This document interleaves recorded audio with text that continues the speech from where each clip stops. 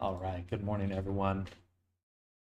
Let's get into it. We're going to do some vTuber stuff to start the day off. And I'm going to make some coffee in a second, too.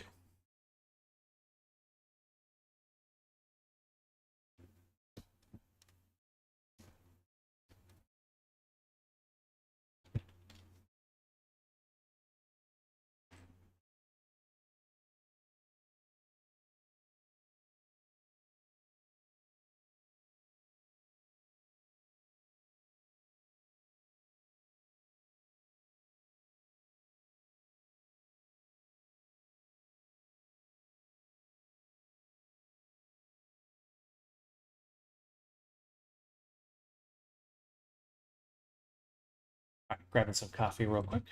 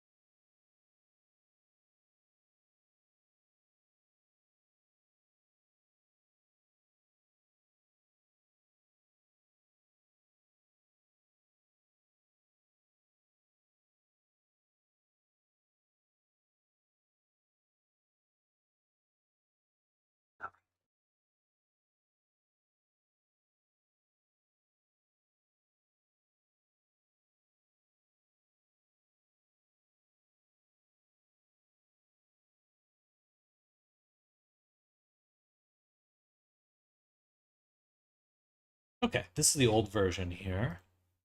We need to move that old version to our other character.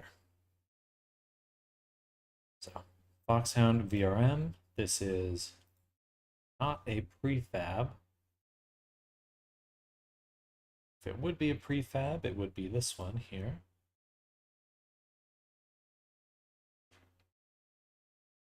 So I think we'll go ahead and apply it. Then we'll go back to our other scene because we have the original VRM we made and then the VRM conversion. So we'll just rename that V2. Delete this real quick. I don't need that. Go back to this file and take that prefab.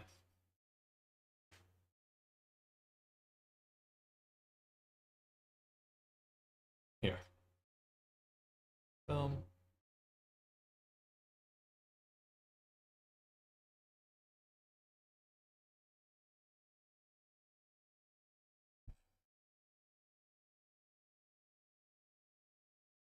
So it's the old version, new version.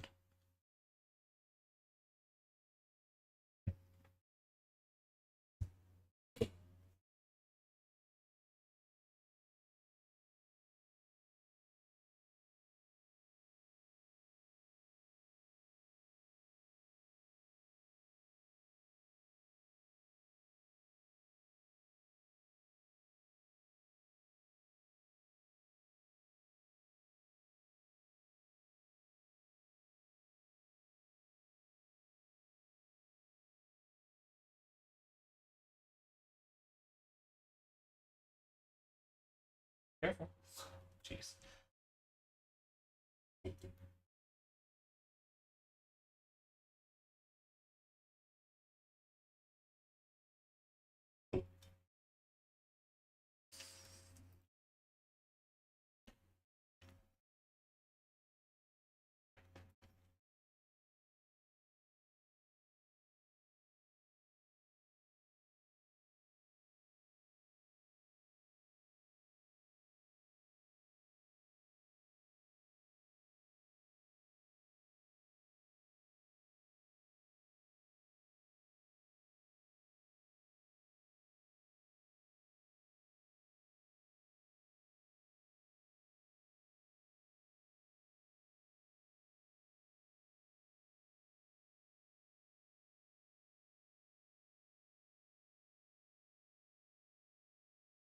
I'm struggling to focus today. I really don't want to do this conversion, to be honest, because I don't like the VRM format, and it is the same amount of work. Actually, I need to send that message to Foxhound.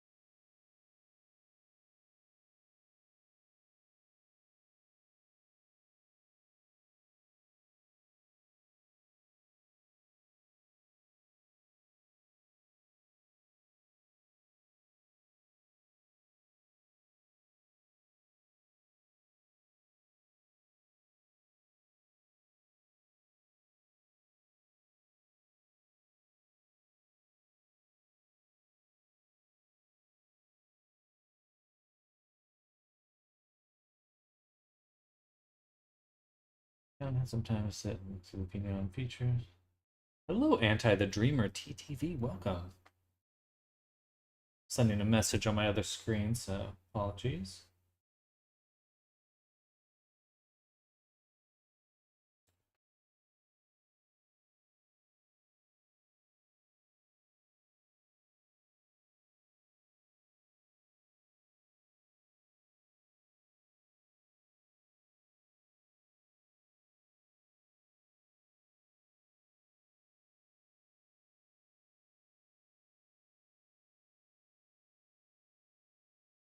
Thank you. That's my real name.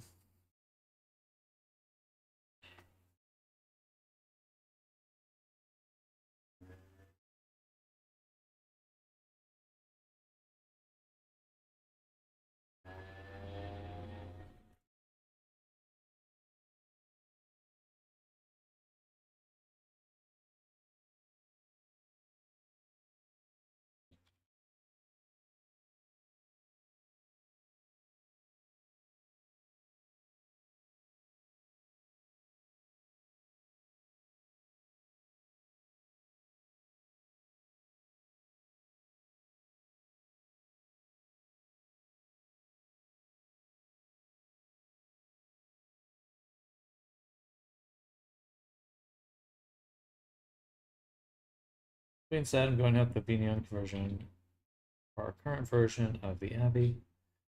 Well, hello, Anthony. Welcome, welcome.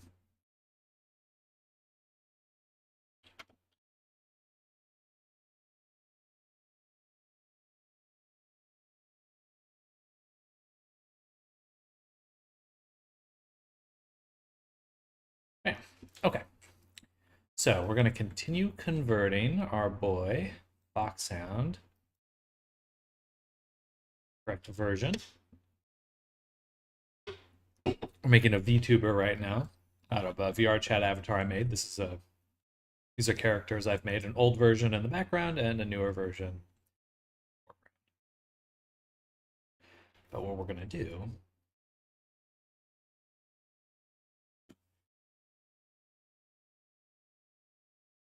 hmm,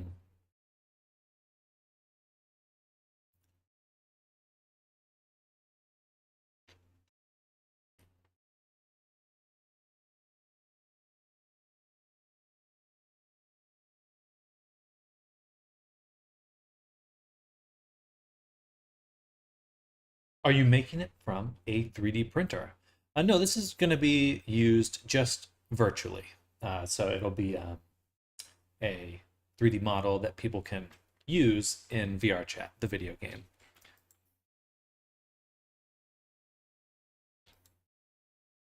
Or VTubing, which is like, I'm sure you've seen a VTuber before.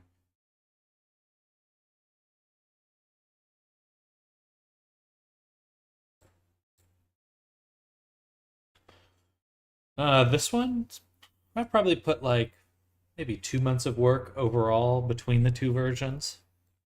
So, yeah, good chunk of time. Damn it, I didn't mean to open up Epic Games. And most definitely, yes.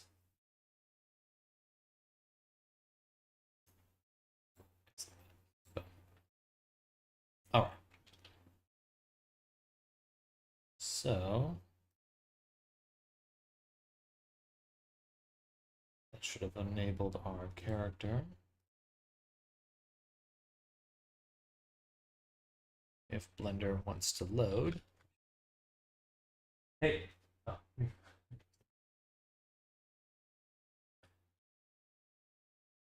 Interesting. The eyes are black now.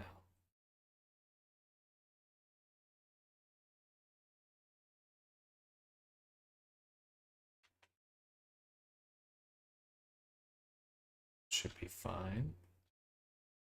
Okay. So to do the conversion, what we need to do is take the previous version's logic and add it.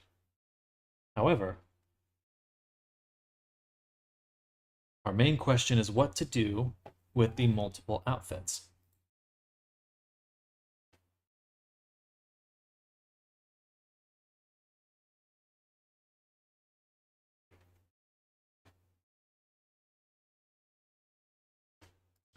Now, in previous conversation,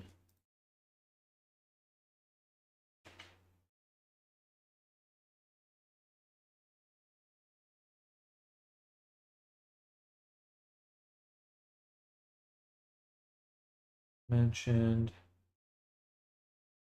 the... Actually, I should probably just message Sumi that one directly.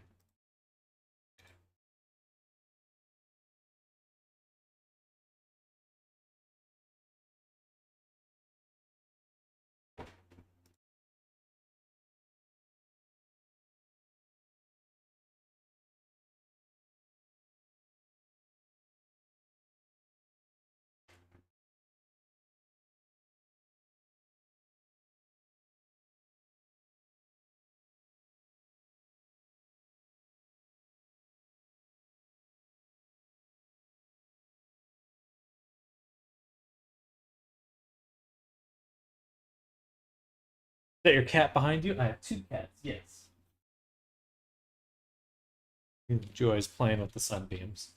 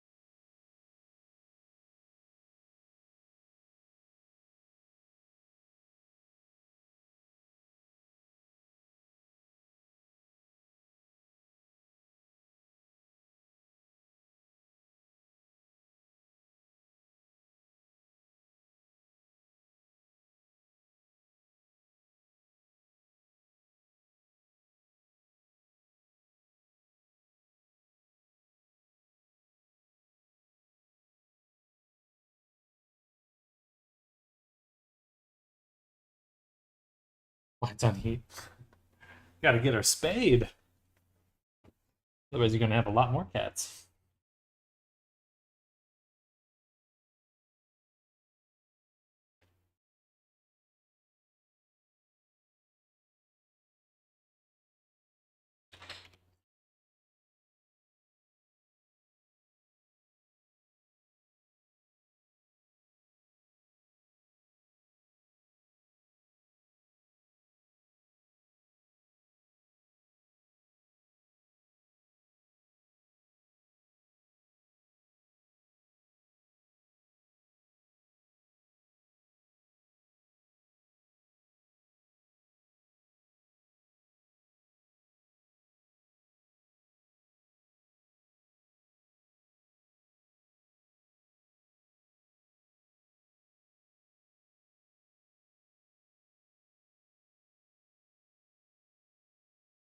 Keeps me up all night meowing.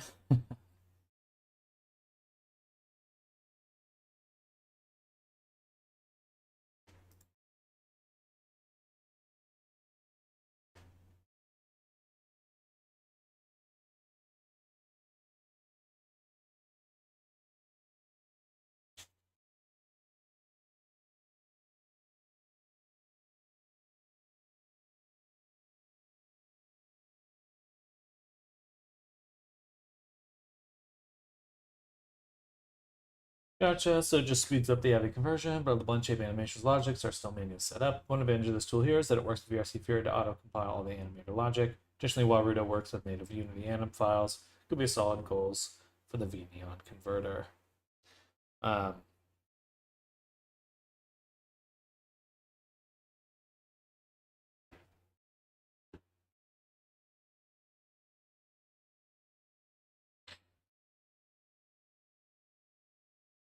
Always been confused why VRM is used, especially since Unity has a whole humanoid skeletal system.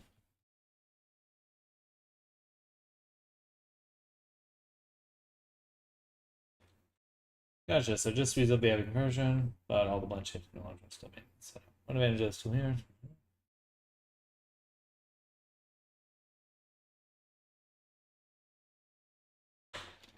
Is used at all.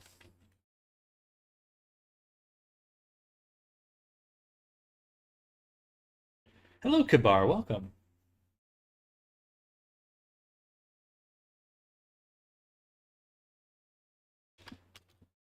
My next question is about clothing. Is there a ideal way to add the clothing after separately? Or is it simpler to create a combined version?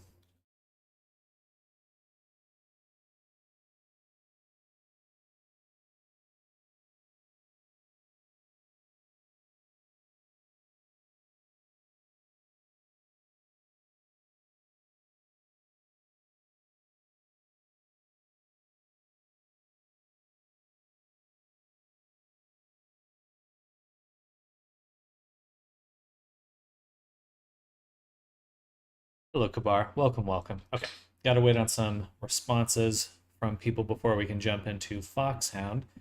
So let's save that, switch gears over to our other character, Ebonhorn, and we're going to be making some harnesses, which will be a little salacious.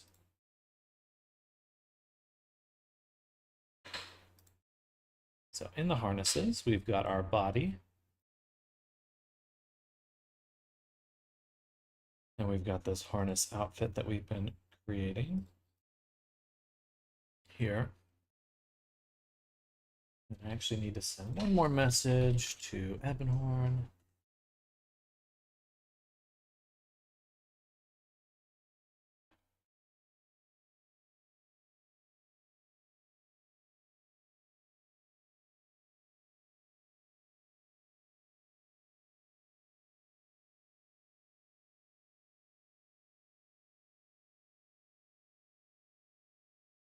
Or the harness and the fur. Would you rather have the harness be under or over?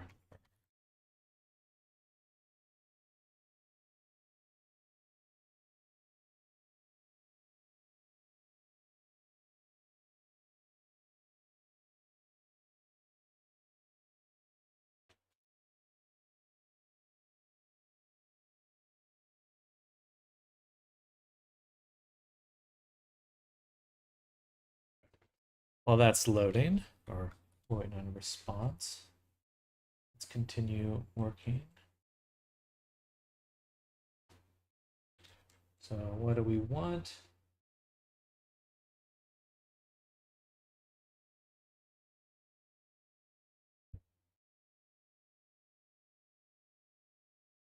Boom, boom, boom. Where's my reference image?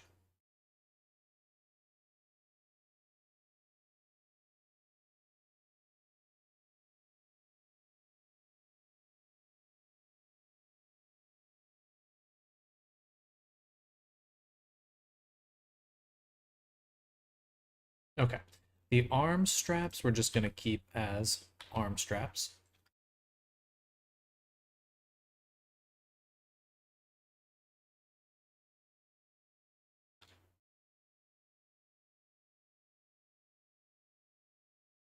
I'm going to bevel this. We're going to add in a bevel modifier up top. Set it to percent weight. This way, what we can do is increase the amount of segments, increase their position, switch to a wireframe, and that will allow us to be a little more adaptive on the amount of edges. Get some nice even spacing there, a little less jagged than it was before. Something like that.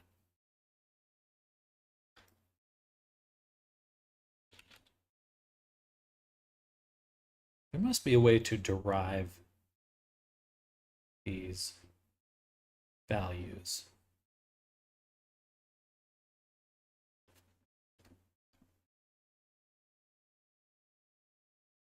What's a fifth? 1 out of 5. It's 4 out of 5.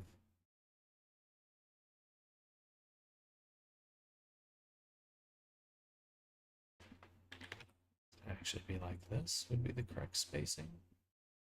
Close.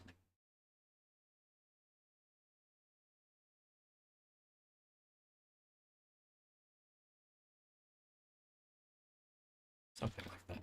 There's some driver I could make there to speed up my time. That will duplicate this one. We'll set the curve to here. Now we got the same kind of deal. All right, beautiful. Now, I'd like to make some cuffs.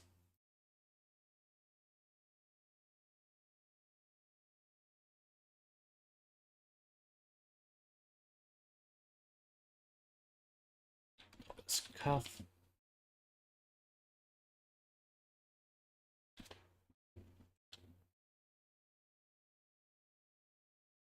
And I guess we would want something pretty darn similar to this. So I'm going to go ahead and duplicate that.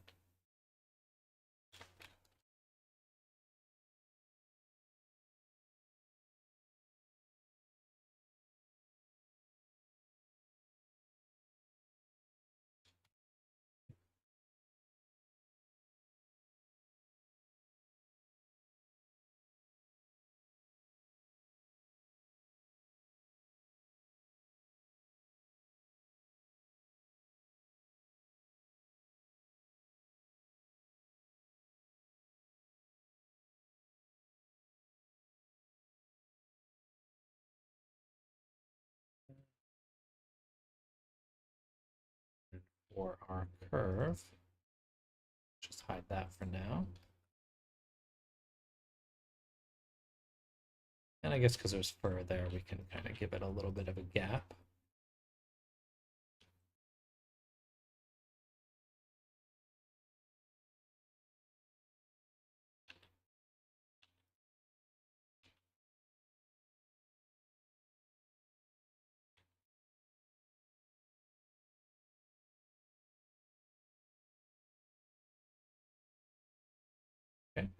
So on that curve, we'll say bounds clamp, which will close up the edge. We can then go to our bevel mod and lower that percentage, make sure we get some nice even spacing. Then the mesh itself, we can delete this cap here.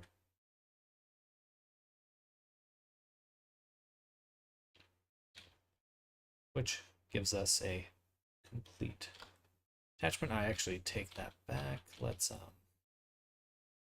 the cap back.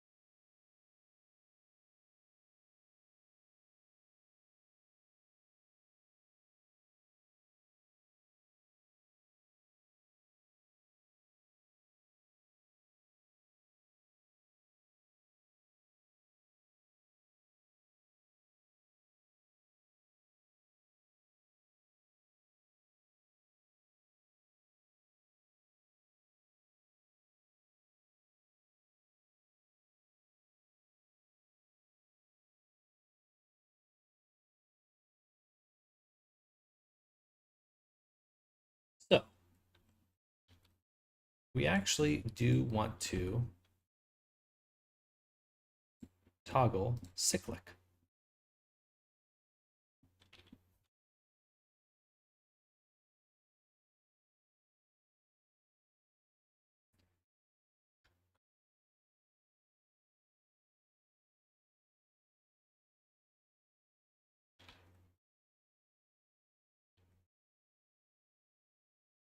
Because what this will allow us to do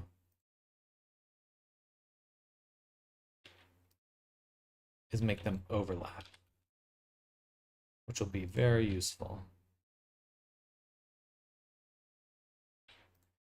Oh, not useful, but it'll help make it look quite realistic, which is nice.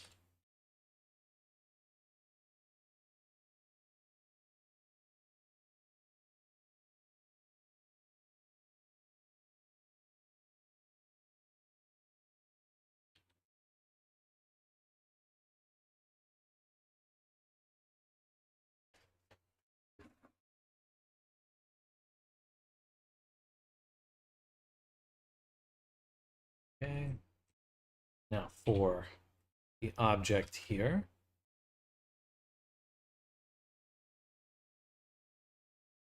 the cuff reference does have like another band on top that then actually goes on to do its own thing.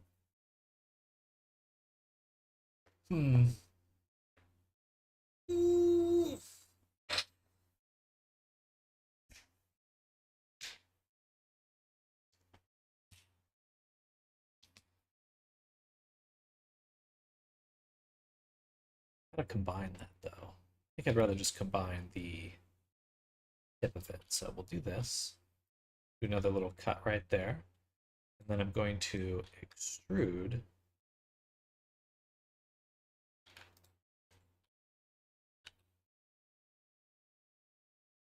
just like right there. Sort of. What is going on?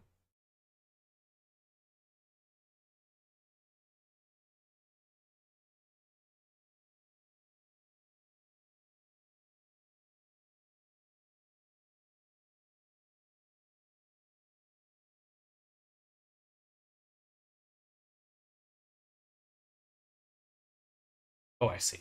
I just didn't select anything when I did that.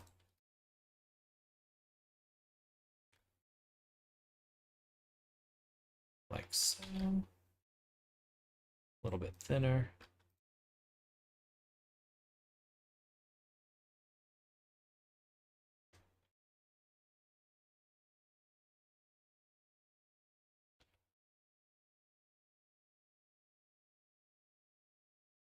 I guess rotate it the other way.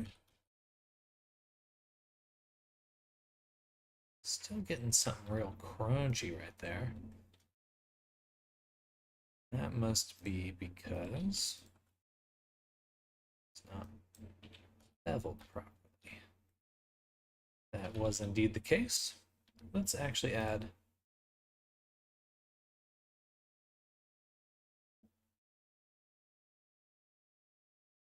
seven segments, something like that, nice and smooth. All right, just because it's right on the wrist, client's going to be looking directly at that quite often. Let's make sure it looks solid.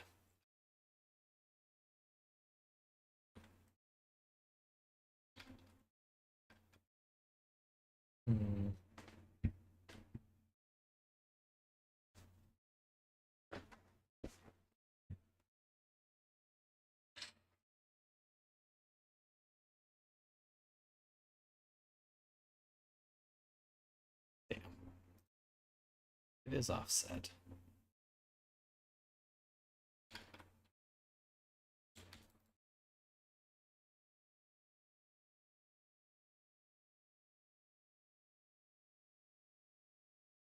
Or why? I don't think I did anything.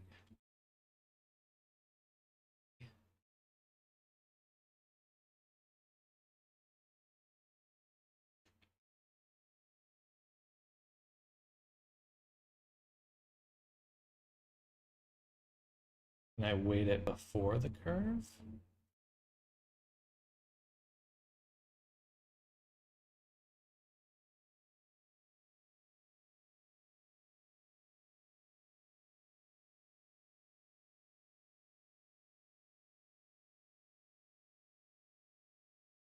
All right. So we got that. Now what I'd like to do is figure out exactly how that works. So we've got, this is the reference image I'm looking at. So we got this band, we got one edge over. So for this thicker main band, this goes over under. But for this outer band, that goes under over. And it actually sits and rests on itself right there.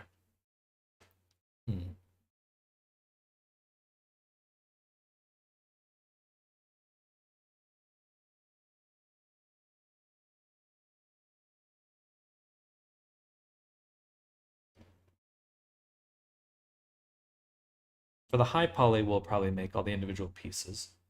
But in the meantime, this piece here, we're going to make.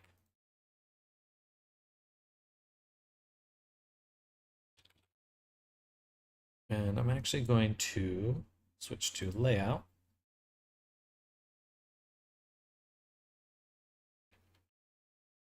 Do a vertical split.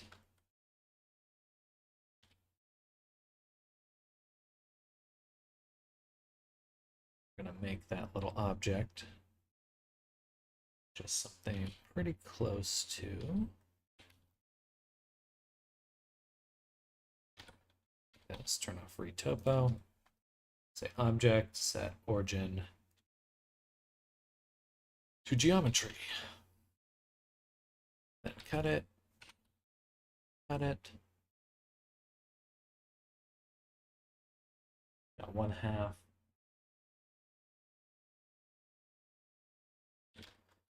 Okay, we're going to take this little piece, duplicate it, separate it, and on this little piece here, we can extrude, grow it out a little, add a mirror. Mirror to both of these.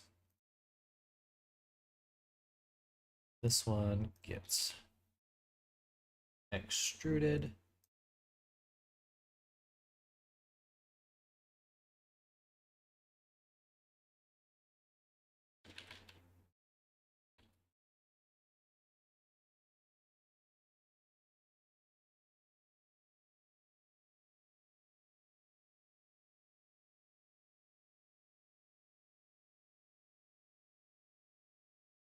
All right.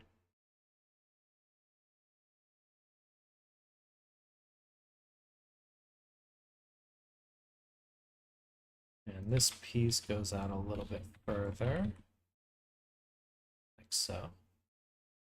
And that's a good block out to start with.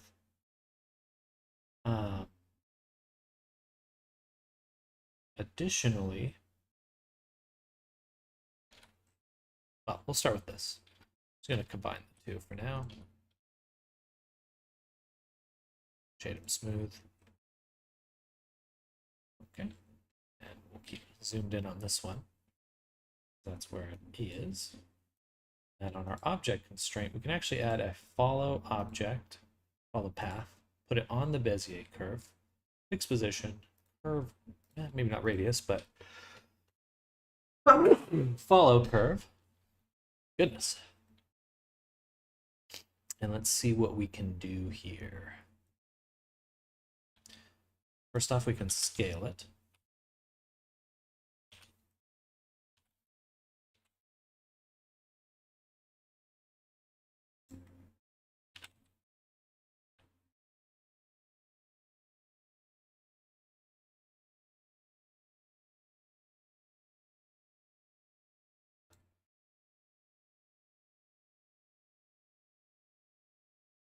We want to flip this around. No, that's actually correct.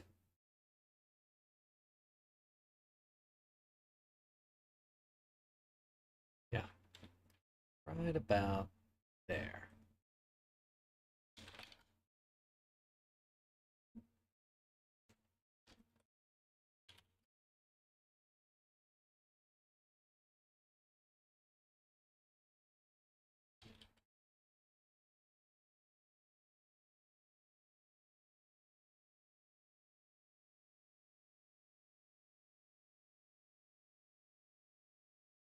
Something like that. Okay. Then, I really wish Shift C didn't zoom me out. Is that an option there?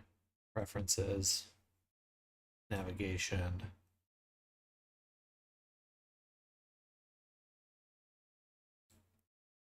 Input.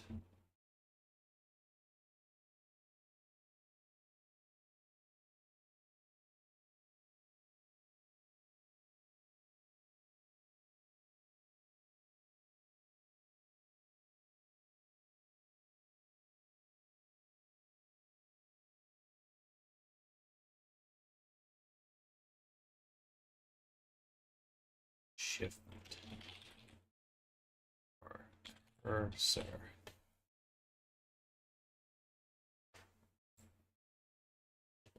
Reset cursor. Shift C. That command.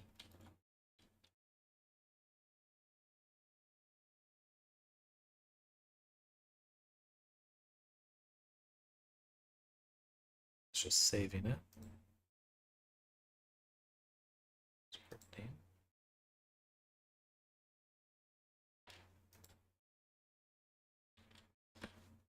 Is there anything? Okay. Just thought it'd give me a name or something, but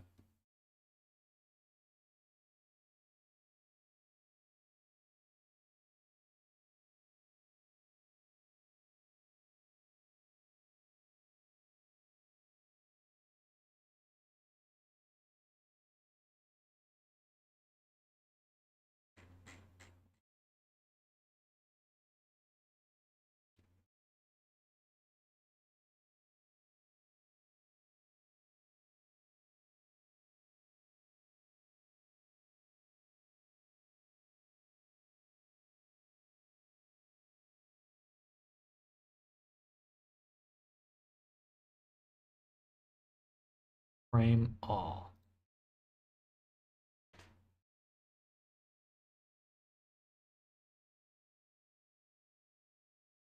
Good. Okay. Now it should stop zooming out every time I add an object.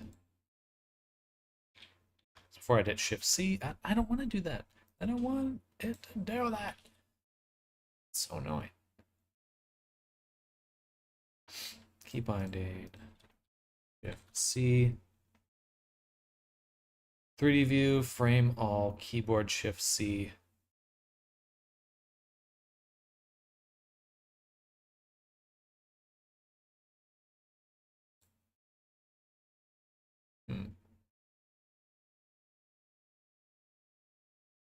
I just don't want it to frame all. So if I do this,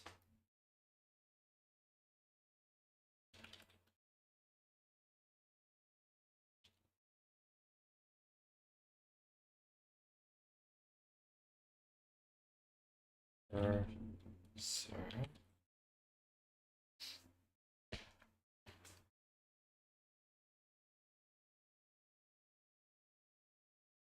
cursor to world origin.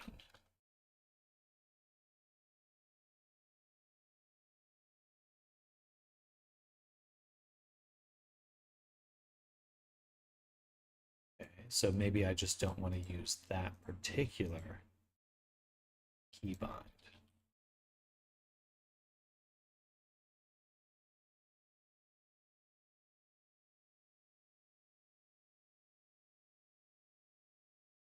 Instead, I want to do Shift S cursor there. Okay.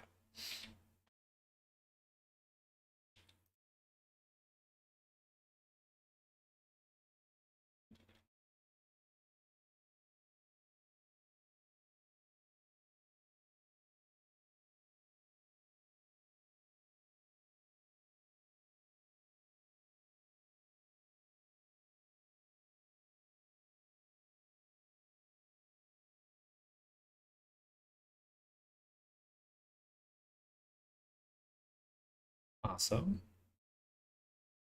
So now we get this little piece. And I also will use that object constraint follow path, and then we're going to sample this path here. Maybe here somewhere.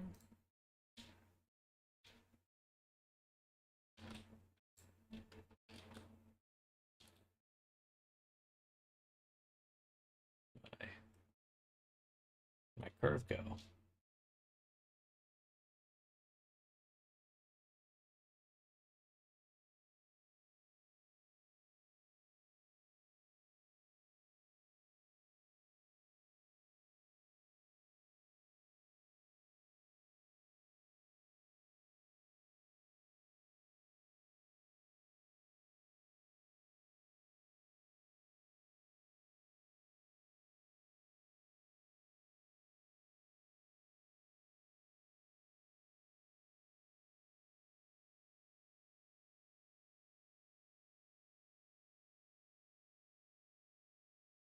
Oh, I'm looking at it backwards.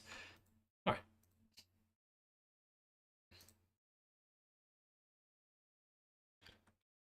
Okay. So now I just say follow curve, fix position, scale that. Find a nice little spot for it.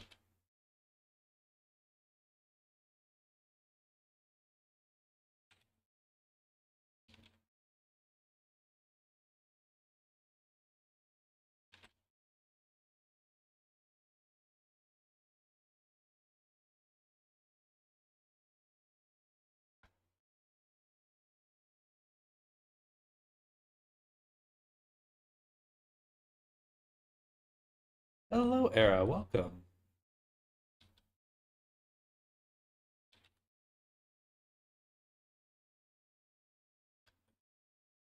Something like that. It is the same. I have 2 whole bananas. Well, thank you. Delicious bananas. Potassium. Potassium.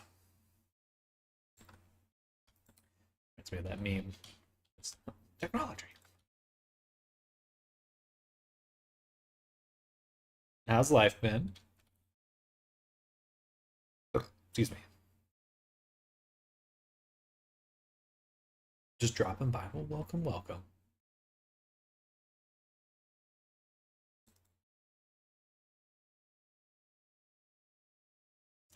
Okay, this does end right there. So I'm going to put a cursor here.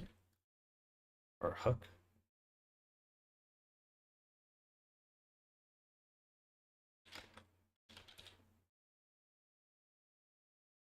Took 2 weeks off. That's exciting.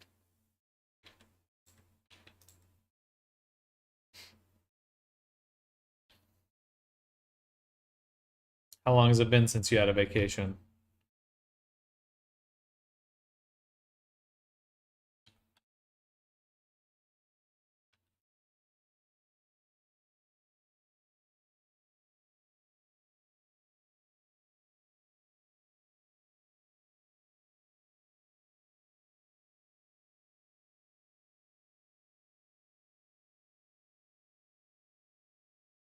Not enough room. I wish my monitor was like 8 times bigger than this.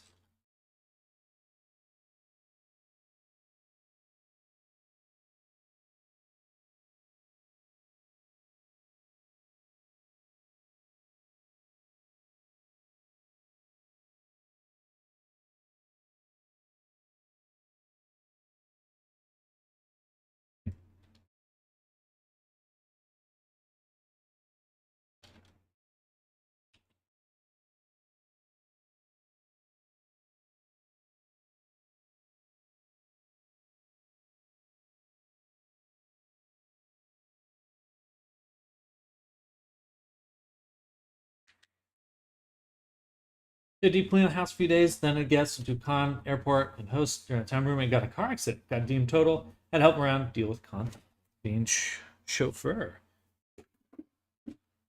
Then I go car shopping, so I haven't had really a day off yet. Got 2 days left. My regular shift's coming back in, so I don't feel like I took time off. Yeah, just chill today. Don't do a single thing.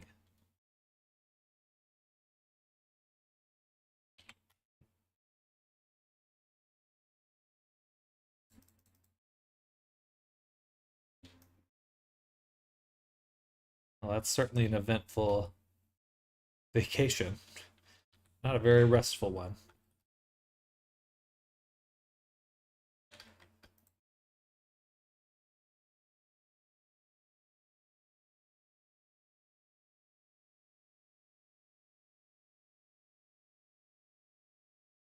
Go the other way. This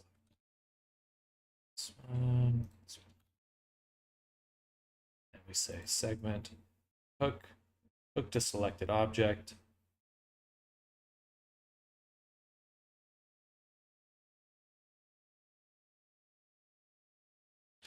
I wish I could do more than hook.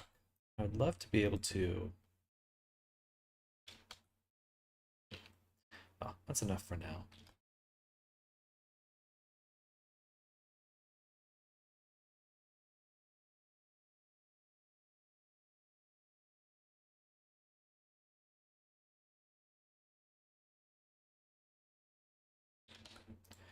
Okay, now I can control both of those positions here.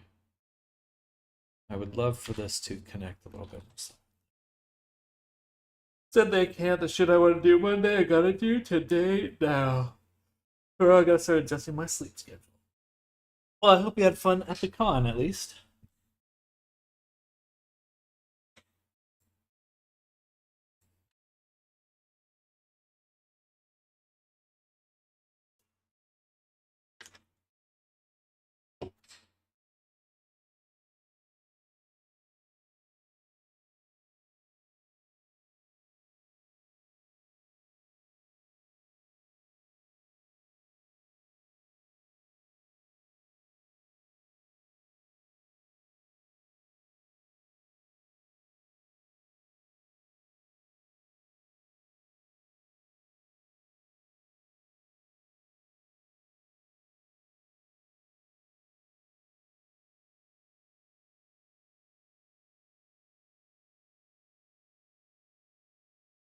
Have fun, gonna dip for now. Well, good luck, Era. Thanks for coming by. And Good luck with adjusting your sleep schedule.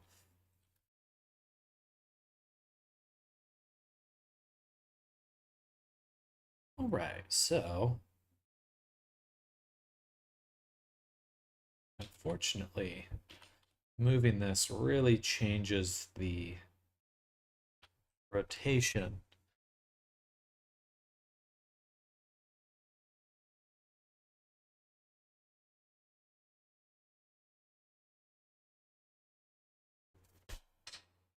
I really wish the trim curve option worked properly. I just need a better curve. I might have to make a geonode for a better curve at some point. Not today, but it would be super nice to have.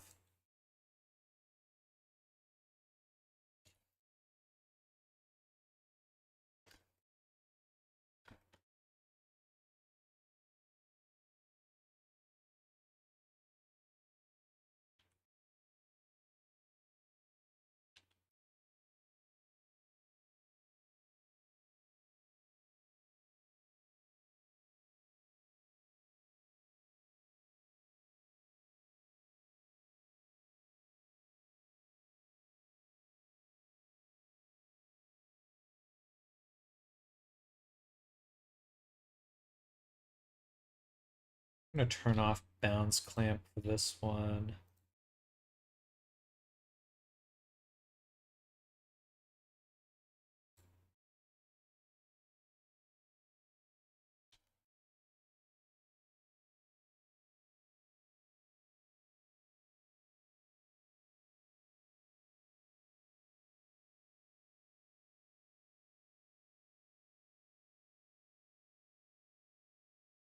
Turn up that bevel amount.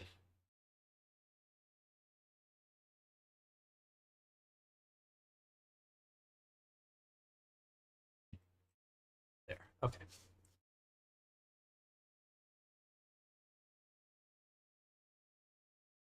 Darn, I was not quite as close as I was hoping.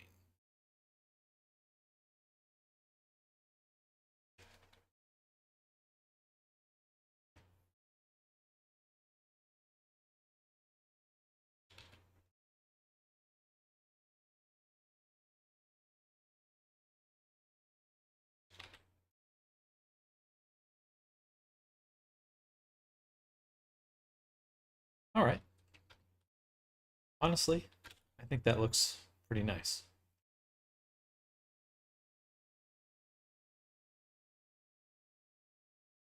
And that is the way that you'd buckle it, because you're going to have, or maybe it needs to go the other way, with the buckle pointed downward.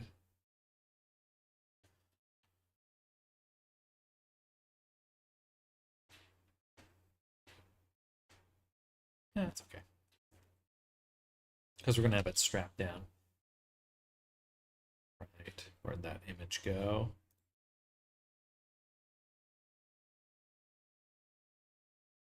As it goes over, and then we get,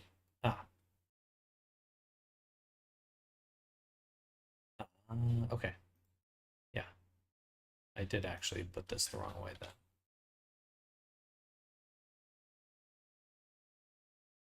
So first, let's go into here, and we're going to do segment switch direction.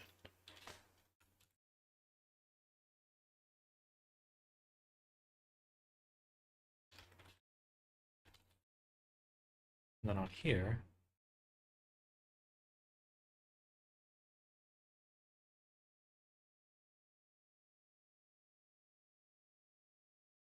we're going to need to stop. So let's apply the bevel.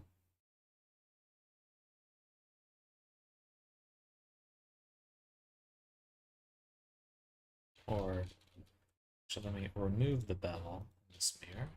Now I just have our nice chunk. Then we'll bevel it manually.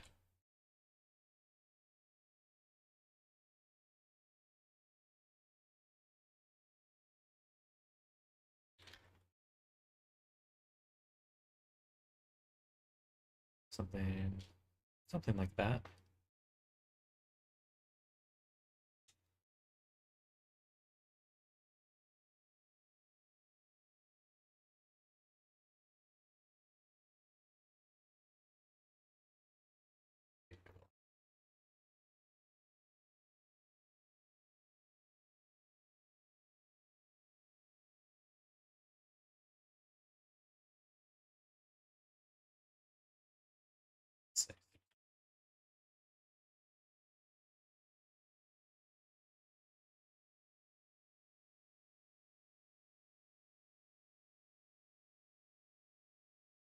Now let's apply it. And what I want is this section gone. That. So now we have a nice little opening here.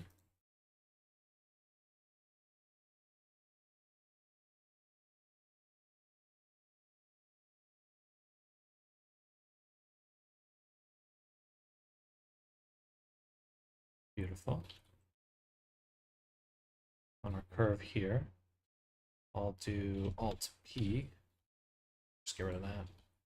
Work.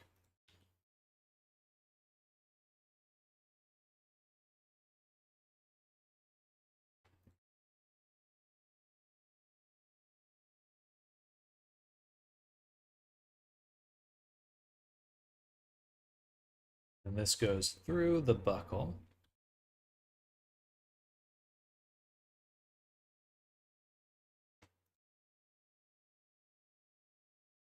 Like so.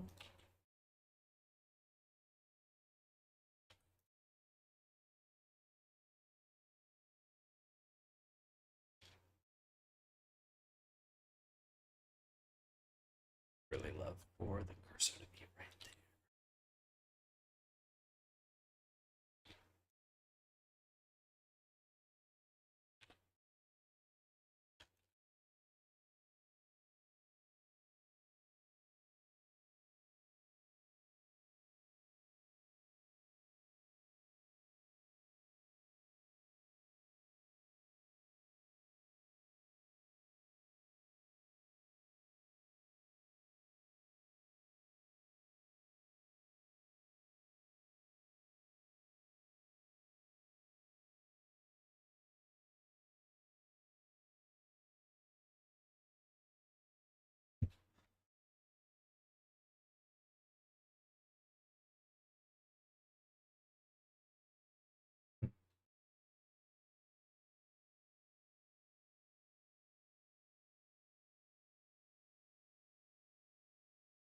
Then I should be able to dissolve.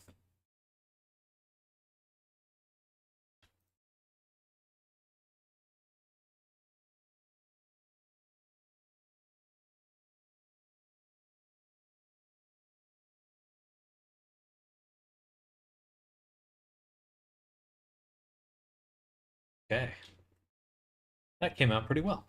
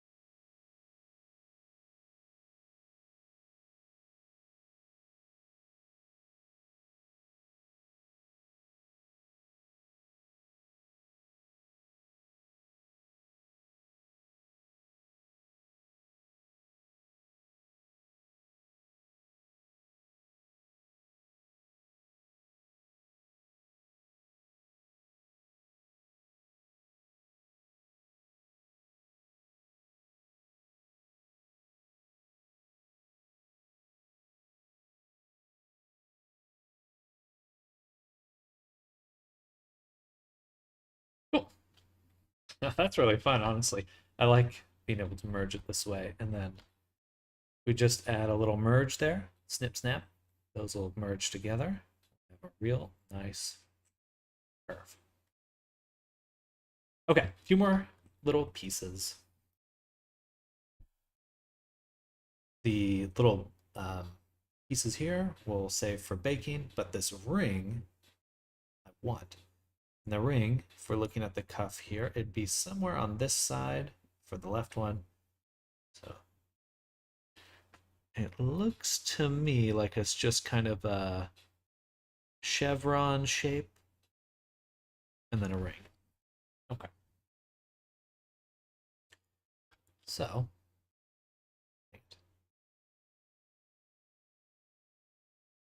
chevron. Yeah, just keep it real simple.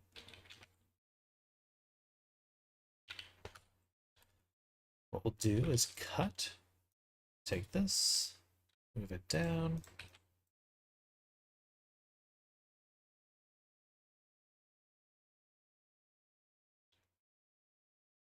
Something like this.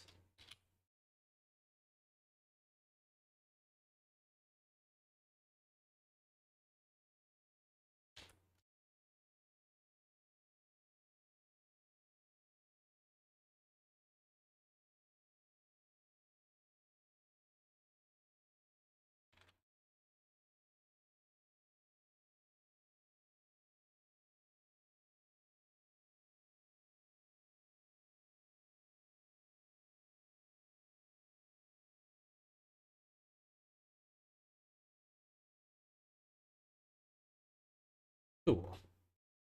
Let's see how that does. So we'll make a little shape here, and then we're going to add onto that a object constraint follow path. I would like the path somewhere in here. It's always a little annoying to select. There we go. And fixed position, follow curve. Follow curve for sure. Definitely too small. We go ahead and scale that up, and then let's see where it should land. Somewhere over here, we're going to rotate it on its local axis. Something like that.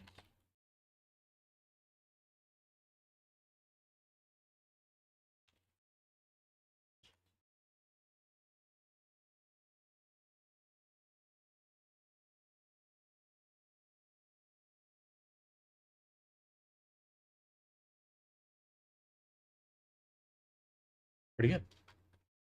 All right, and then lastly here, we're just actually going to keep this real simple. I'm going to make a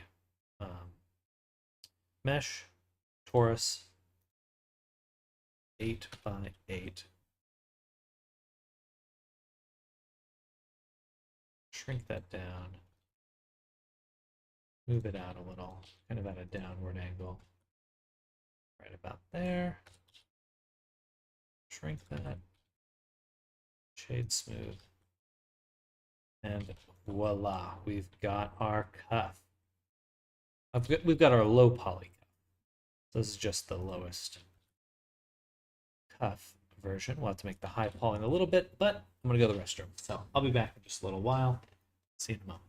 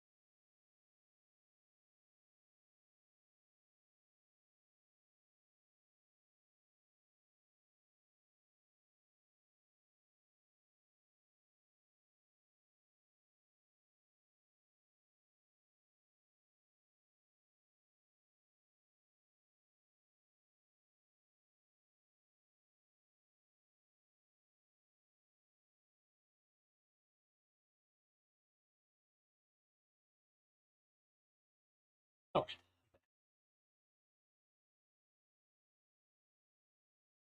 So let's see how it looks on the body.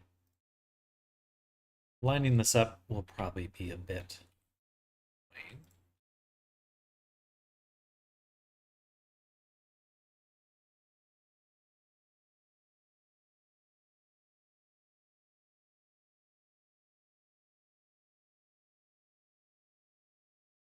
All right.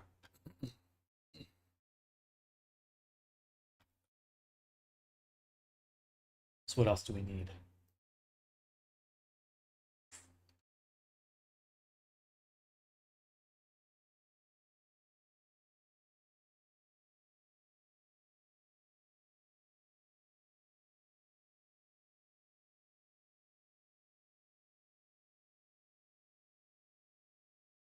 So for each of these harnesses,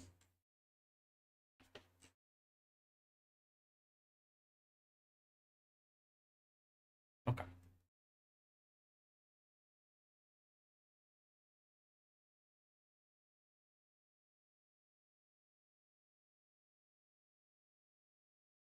should actually be able to create just one of these.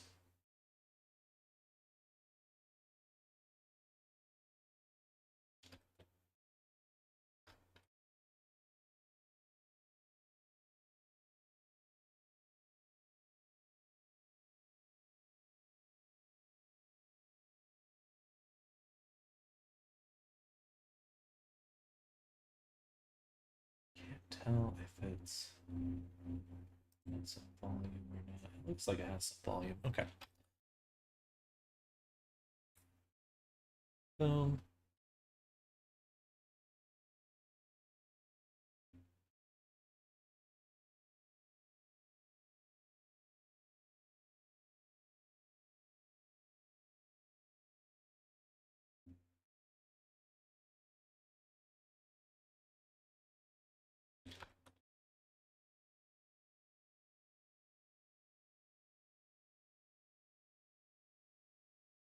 Do something like this.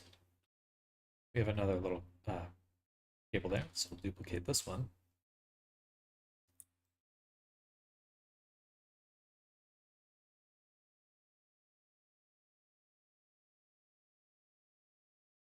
Put it there, get rid of that mirror. Take the stretch it.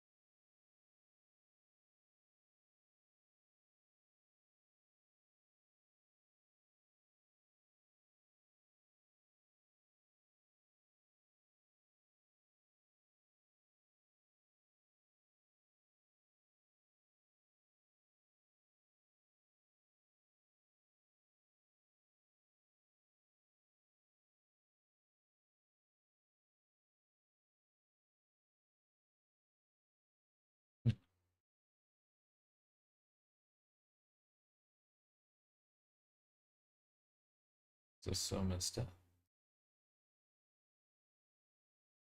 And offset, oddly.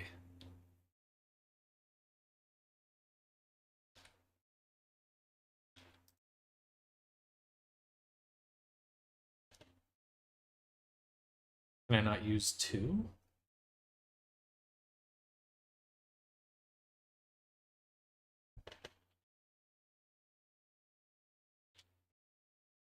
Yeah. Okay, so something was weird, but I don't really know what.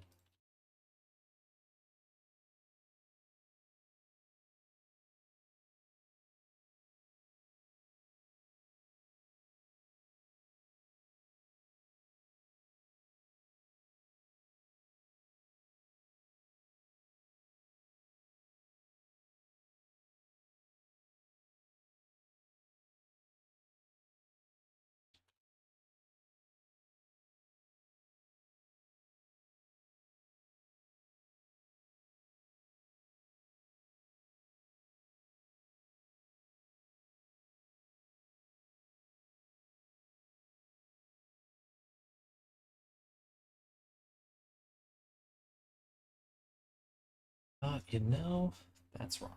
Do that.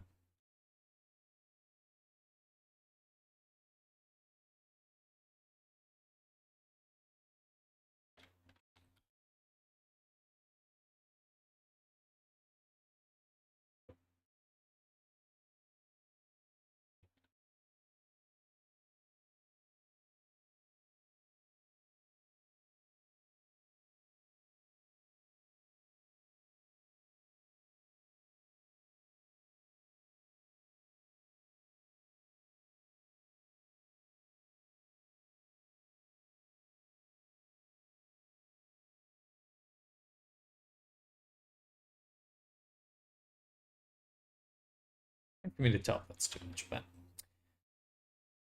good for now.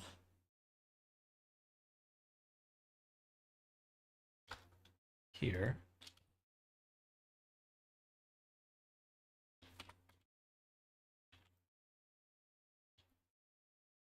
Going to split it.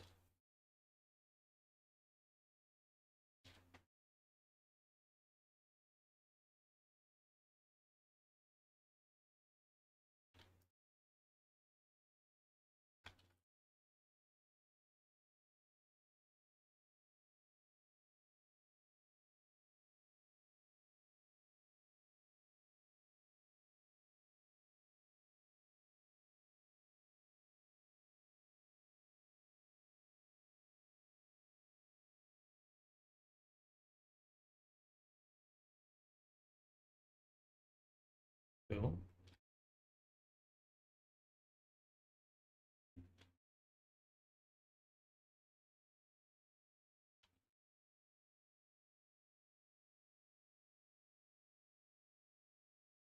This is really annoying to do because it does take a while to get all these different pieces set up. But once we do, make a nice system that we can adjust without everything exploding. Like that.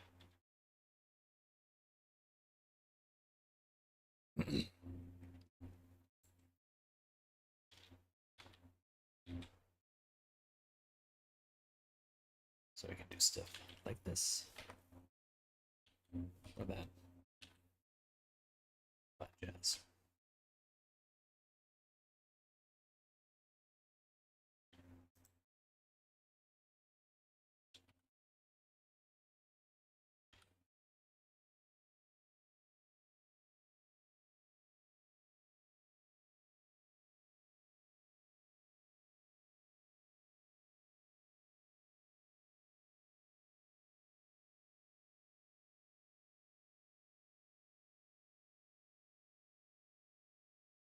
Get rid of the follow path on this one.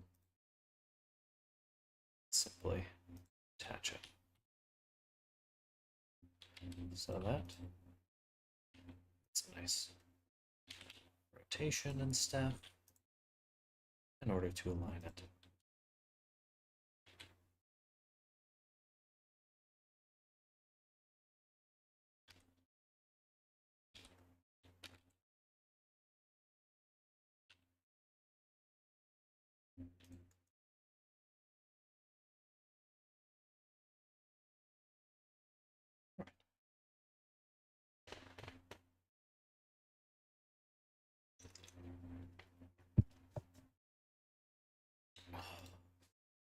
Damn, it's almost 11:20 already.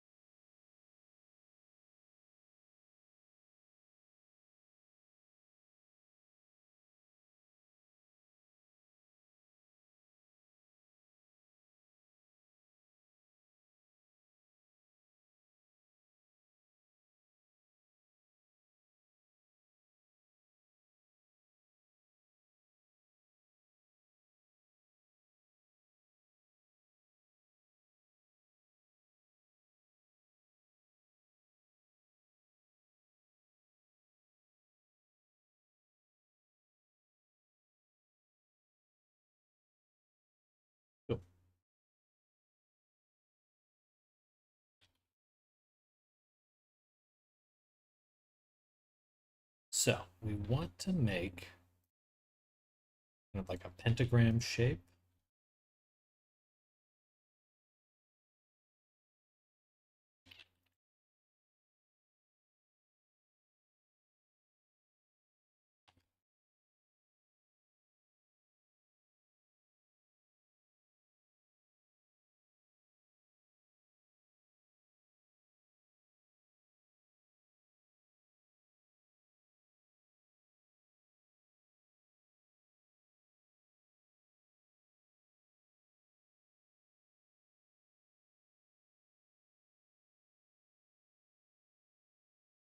Hmm.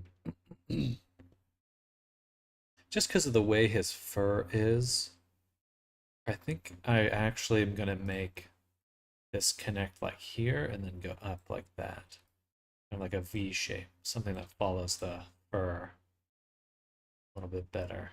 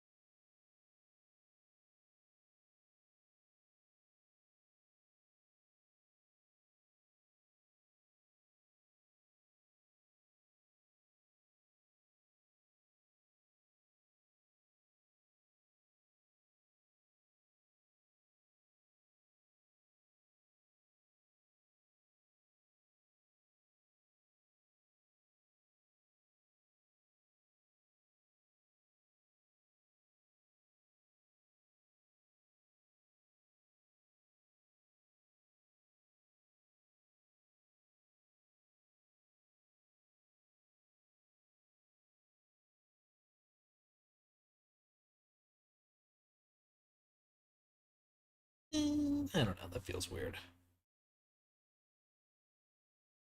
It's just, it's going to be completely covered by his fur if I go straight up the spine. And that's going to look really goofy, so I don't think that's the solution. What's today? Wednesday? Thursday. It's already Thursday. What the fuck? It's not cool. Whoever keeps changing time like that.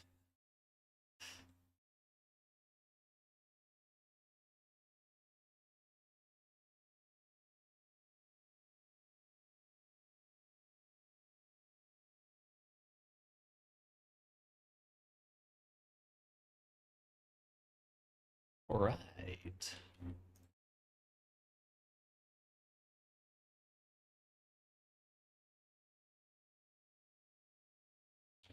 So our goal is to kind of go over the fur in a way that feels acceptable.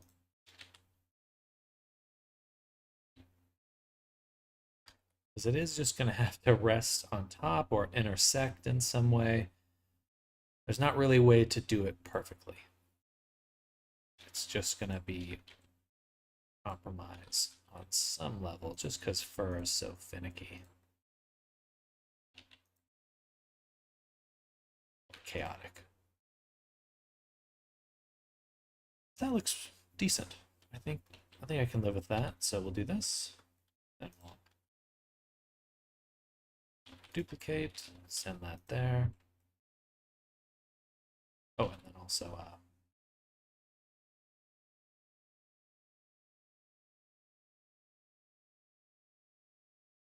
do something like that.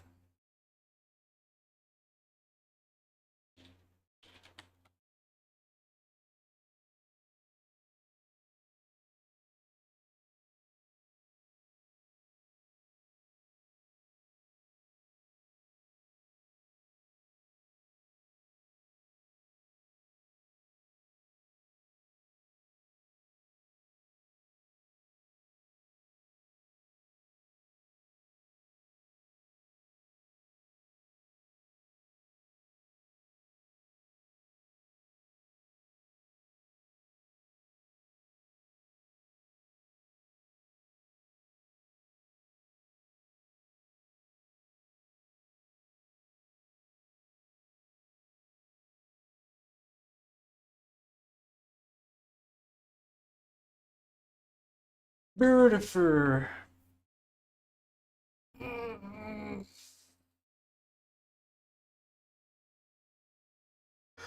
Okay. So next, we're gonna make, well, interesting. I don't know what I was looking at there. We're gonna make a circle of 8. Set it at 0. Rotate it 90 degrees. Scale it down. Scale it down. Something like that. Then I'm going to scoot it over. We're going to add a mirror. I'm going to extrude the global.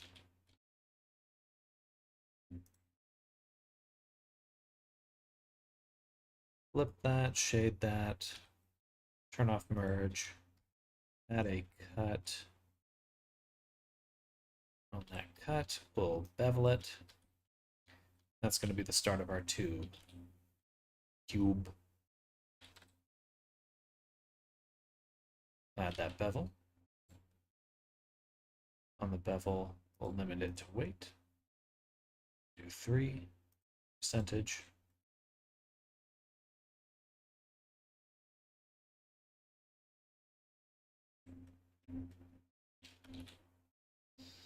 Okay, there's gotta be some relationship there between the amount of segments and the percent. 1, 2, 3, 4, 5, 6. So there's 6 here. 6 segments. And I have 2 out of the 6, so that's 1/3 to put to the side. If I put 66 there, it's pretty close. 4, 6.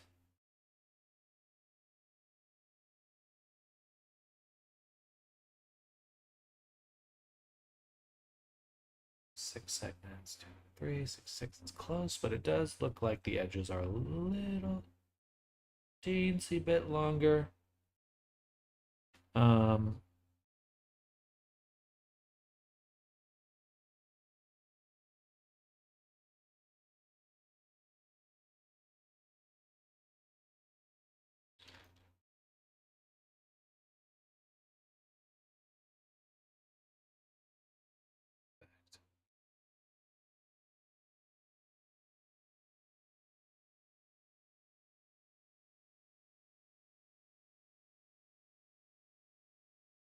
Do some funny math to get that right. For now, I'm just going to leave it alone. We're going to add a modifier. That is going to be a curve deform.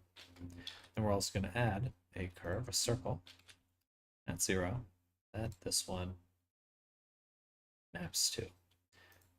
We're going to make it map along the y-axis, y. And then we're going to do stretch, bounce, clamp, and turn up this resolution.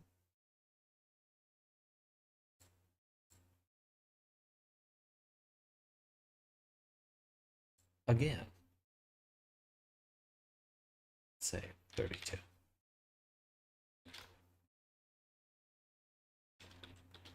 Something like that. All right. Then,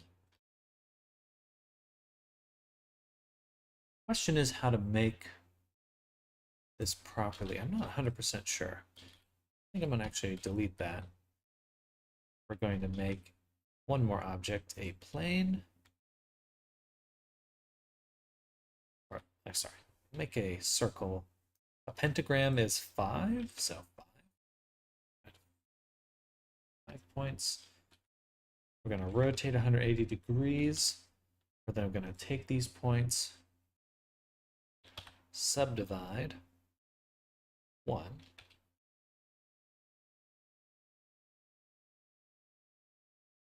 Take everything but 8 points.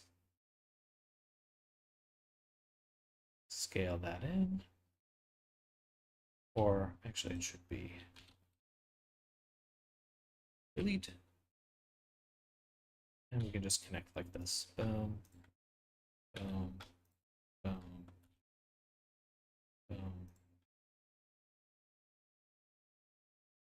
There we go. And then we will subdivide again. Subdivide somewhere.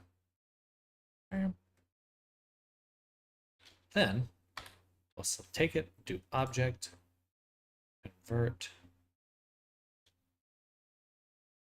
to curve. And we'll take that and add it there.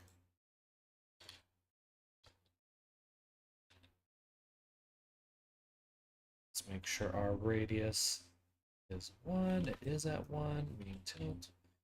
Why aren't we seeing anything? Probably because we're not a Bezier curve. So we'll do one more time. Bezier.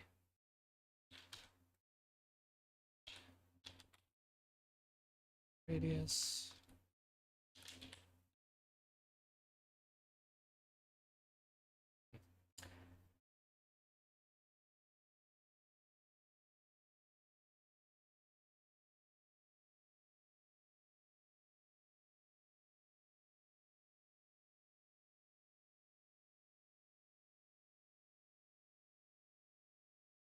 Oh, I see. I was zoomed in on the local, so of course I wouldn't see anything. Nothing to see. You know what? We'll keep it together for. No, we won't. We'll move it as 1. And it's almost a symmetrical object, but not really. It's not actually symmetrical. Pseudo-symmetrical.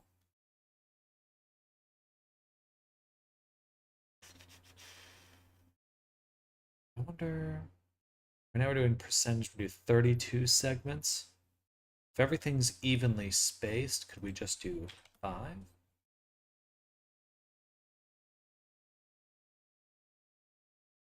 Kind of. Or how about, sorry, 7? Like that.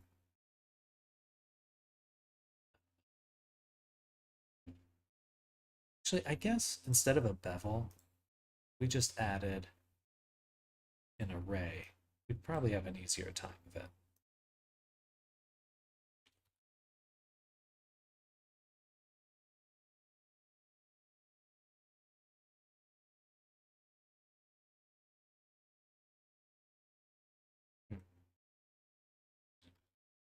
Strange.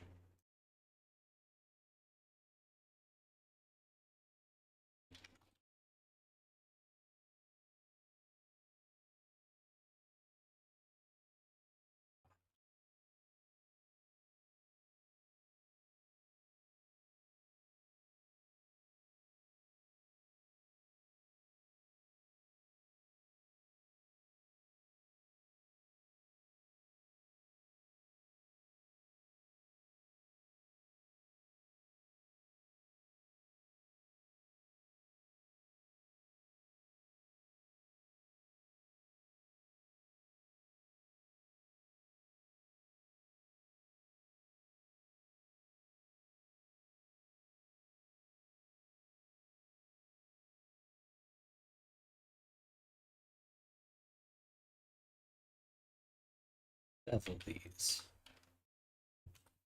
Curve. Control points. Smooth.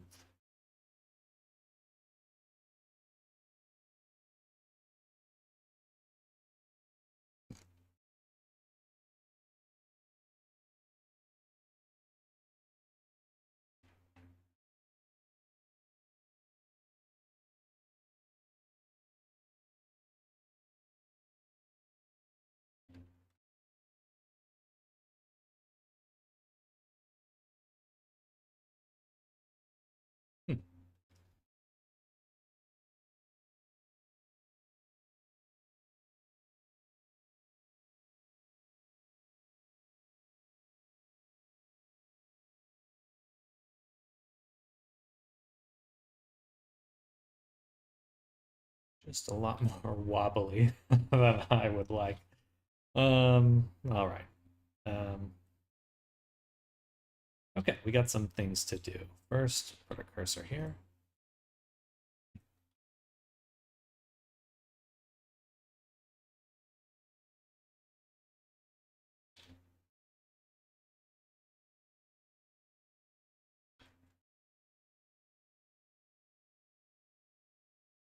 Hook to selected object. And we can start pinning things, which will be super cool.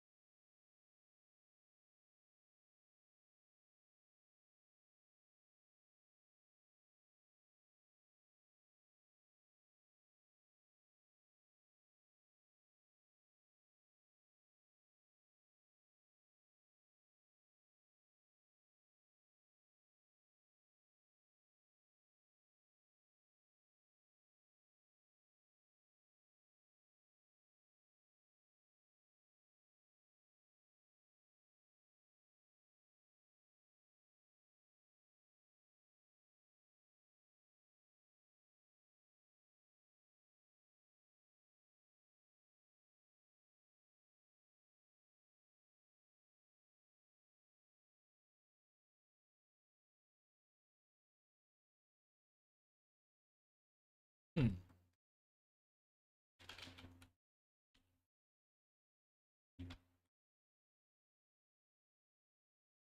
Okay. Click the wrong thing. That should have worked. Yeah, we got. And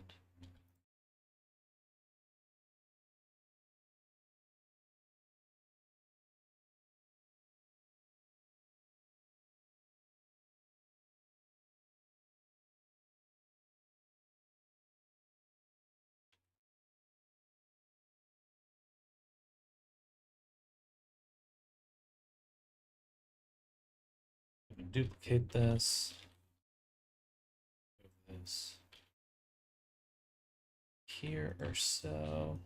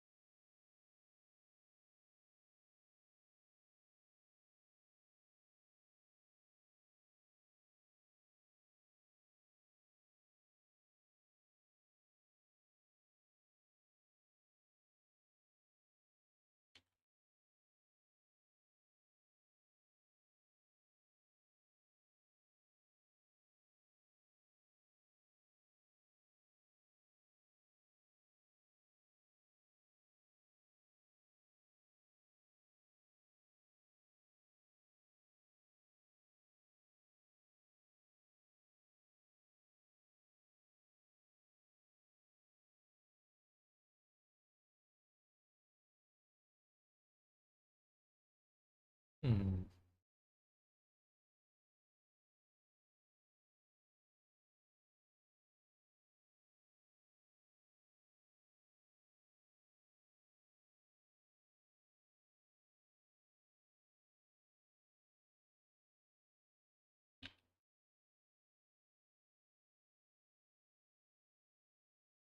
That looks wacky.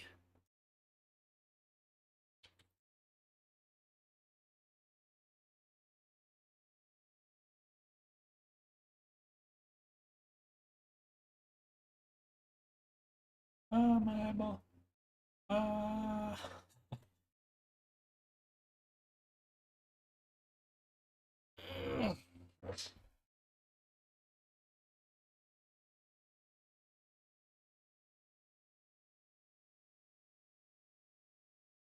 if you had an equal length of rope and there were 5 points on it, I should be able to make that bevel line up quite nicely.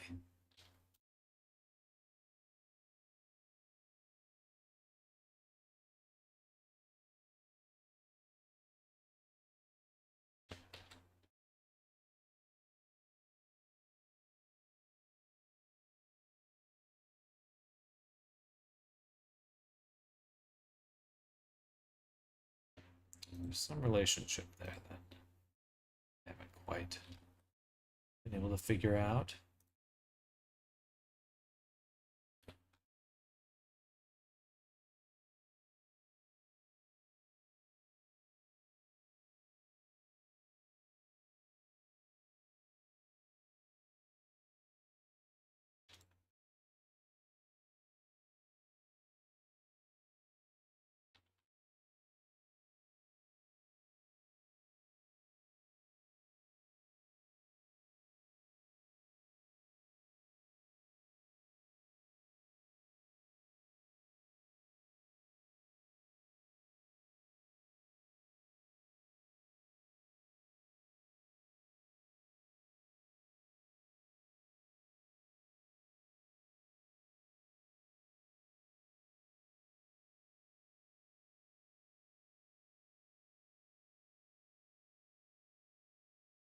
Four. 3,064.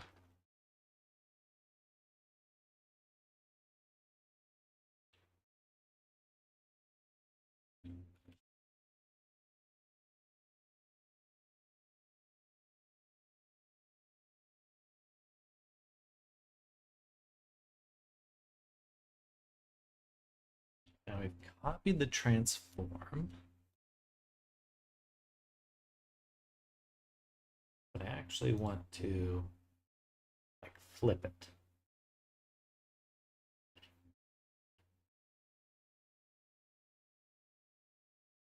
I guess I would have to do that with driver.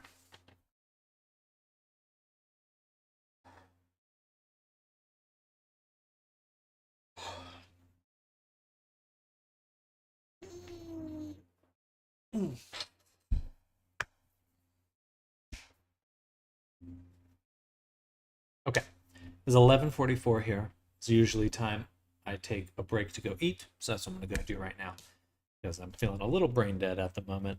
We're getting pretty close to done, but getting the chest piece to line up might be a bit of work.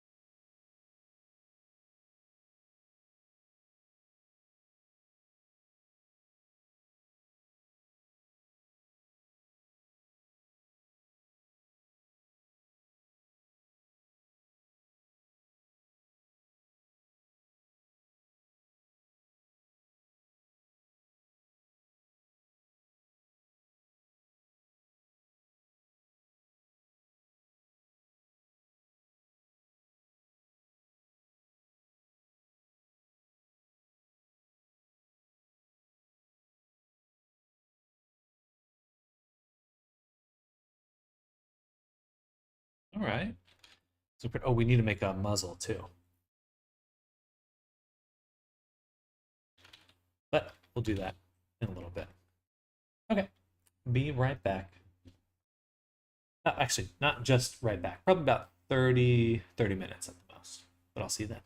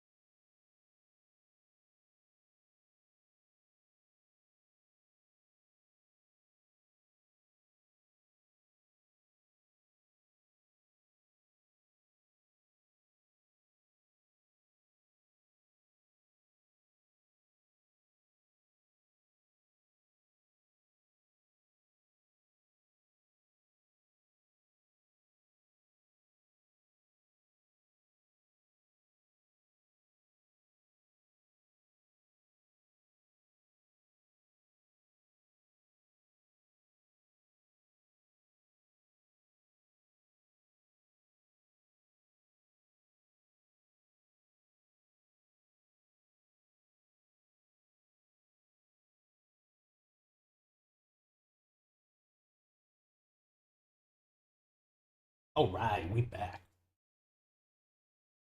Got a bunch of hummus in my teeth. Hummus. All right, let's see what the client said.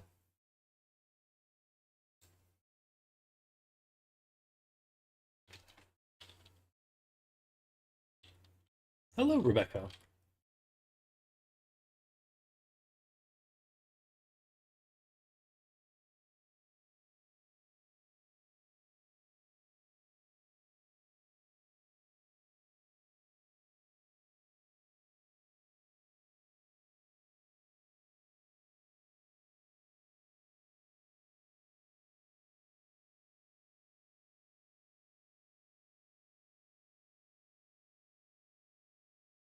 Hello, Popstar.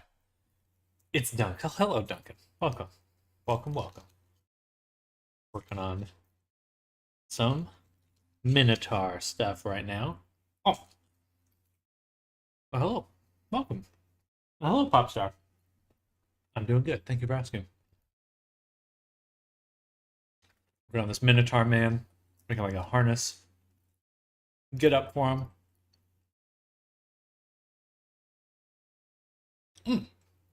Chocolate.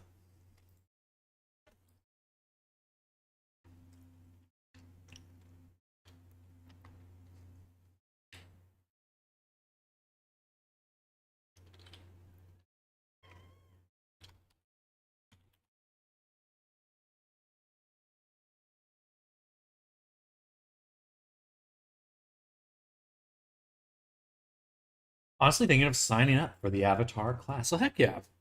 Right now, it's just turned into tutoring. Uh, so more just like one-on-one sessions. Because it's still easier. Usually everyone's in different spots with their knowledge or interest. How about subscribing to Skillshare? Then remember, you teach avatar creation. Yeah. Though, if you were going to do Skillshare, if you find a course on making from scratch, like from Blender to Unity, as long as it's Unity focused, you should learn everything you need to make VTubers and VR chat avatars. You're always welcome to send the class my way if you're feeling it out. But how you doing, Duncan? What have you been up to?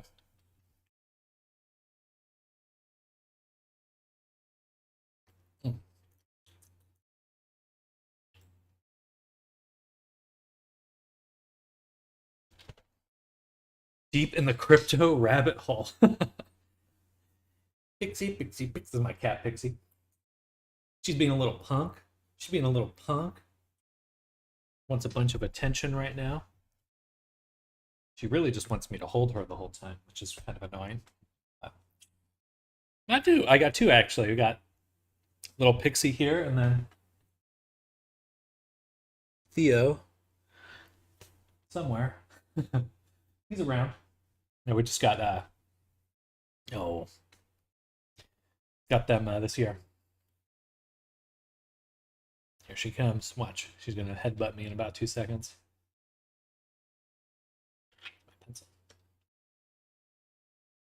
Okay, so let me make sure hear back from the client first.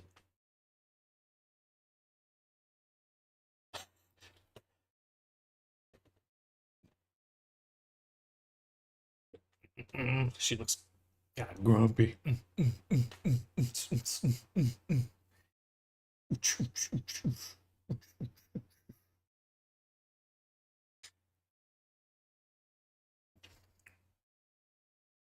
Pixie, if you're gonna walk around, you gotta go down. Hang out if you lay down, but long cat, yeah. Yeah. It's nuts because just like 4 months ago, she was about like this big.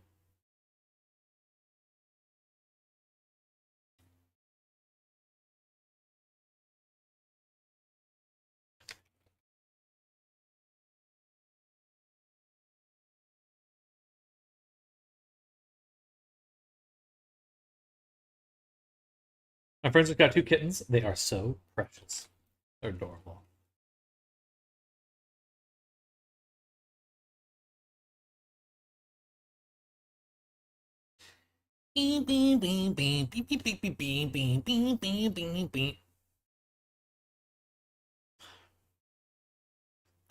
Okay, you gonna lay down? Lay down. Lay down. I feel like she's about to attack me.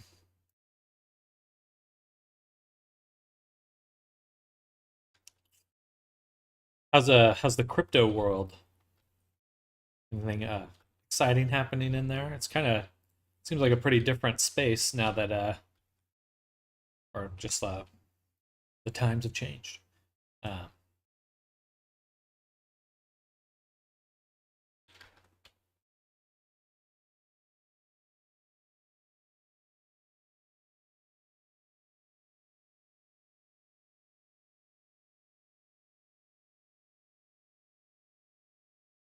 hmm, doesn't want to line up, does it? Here you go, just pointing my mouse again, looking at a button there. Might want to ban that bilateral fell. Yeah, gotta get him. Here you go.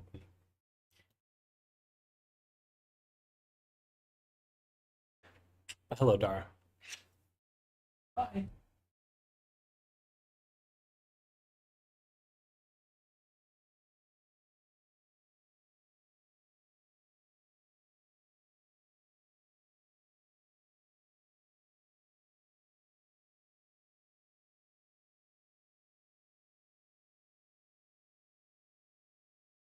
Why isn't this?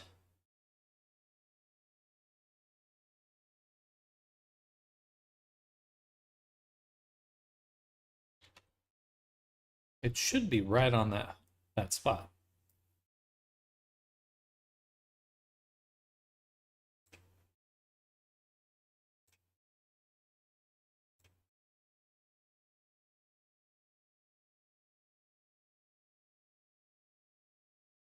Hmm. Oh, I see. It's actually this one.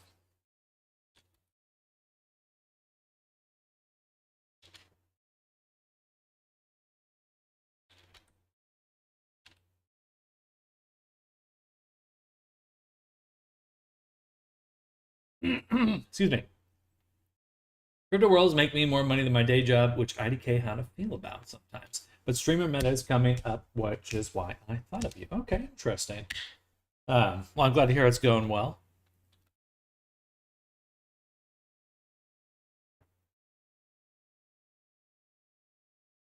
Oh, see, she's climbing me. Ow! No, I'm not holding you. I'm not holding you. Gotta work.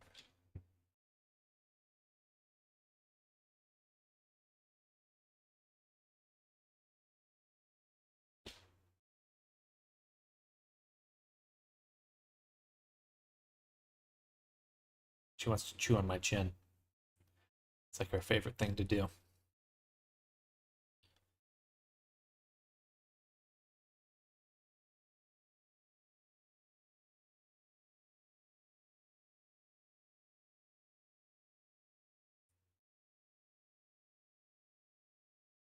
Okay, the hooks are on curve.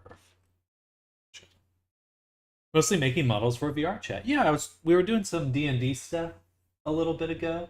Joe and I were collaborating on some stuff. But we made a bunch of models for doing D&D and stuff like that. We even went to convention to show things off, but unfortunately, it just was not well received. So we kind of scrapped those plans, and I'm back to doing VR chat avatars.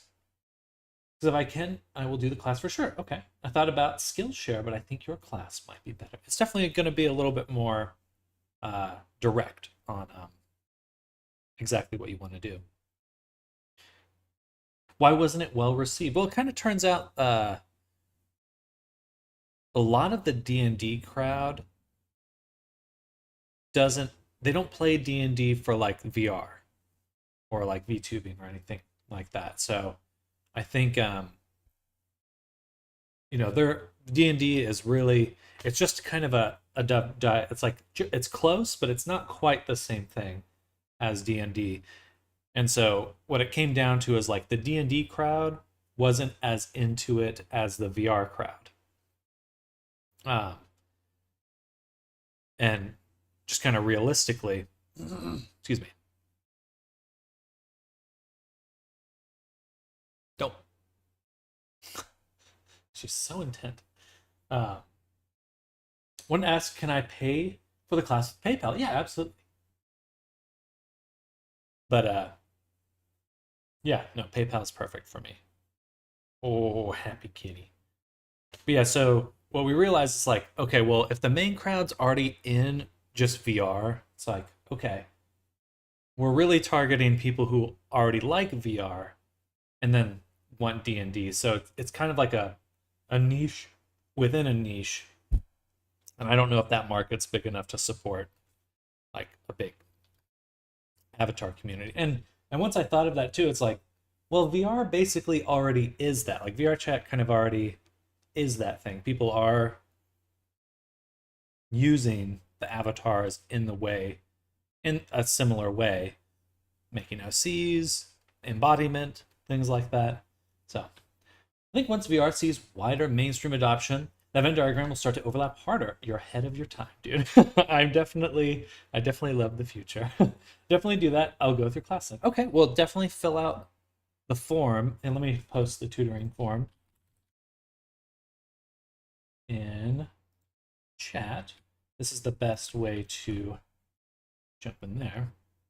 Thinking back to when we were talking about VR D&D, and I think there is a market for it, especially with AI agents. I agree. I definitely agree. I think it'll look different from what D&D is right now, though.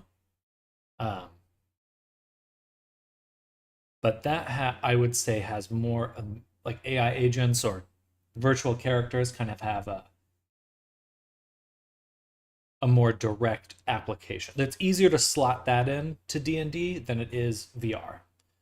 Just because a lot of people don't like wearing headsets. You have to learn how to control it, this and that. With AI, it's usually like you just chat with it. you just throw text at it and text comes back, and that's pretty simple to do. But I'm pretty glad to be getting back into the commissions, honestly. Feel like it does speak a bit more directly to my interests. Grab that when I get on the PC, and I'll be sure to fill it out. Sounds good, Popstar. Looking forward to that.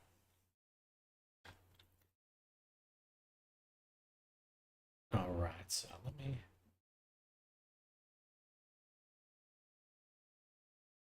do that.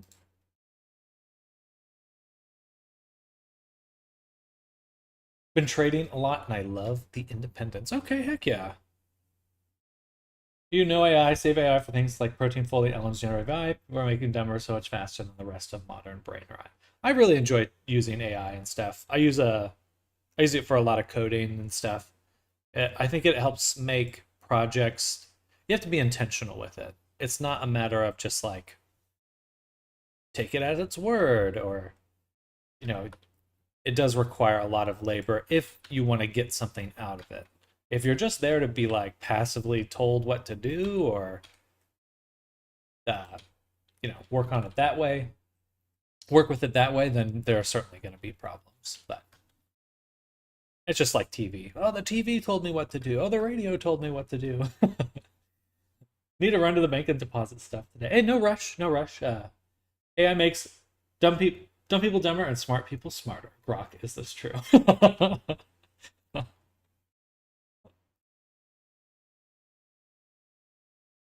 But there is definitely going to be a lot of AI. A lot. I don't see it going away at any time. Any point. Using a sort of library so I can remember functions you can't. Valid. I just can't stand vibe coders.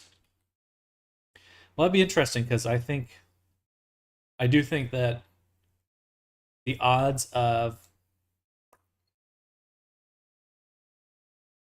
things improving rapidly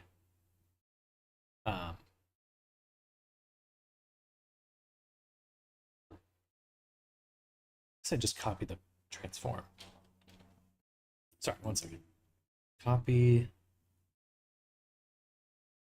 copy as driver.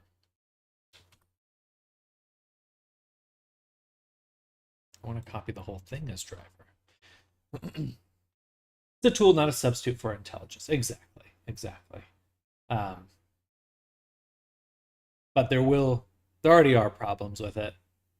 And I'm sure there's going to be a whole slew of new ones as time goes on, but I would like to think that we'll adapt. Context of VR and D&D, trained properly, the agent can be suitable proxy for lots of NPCs.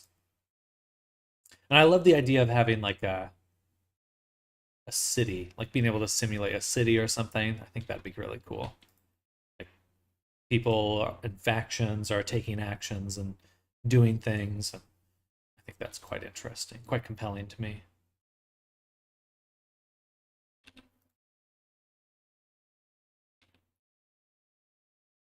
All right, so copy as driver.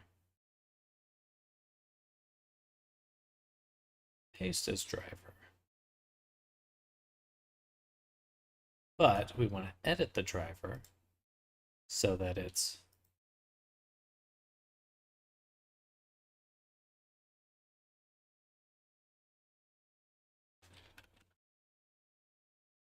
negative location, at least for that, the X value. And copy as new driver, paste as driver, and then copy driver.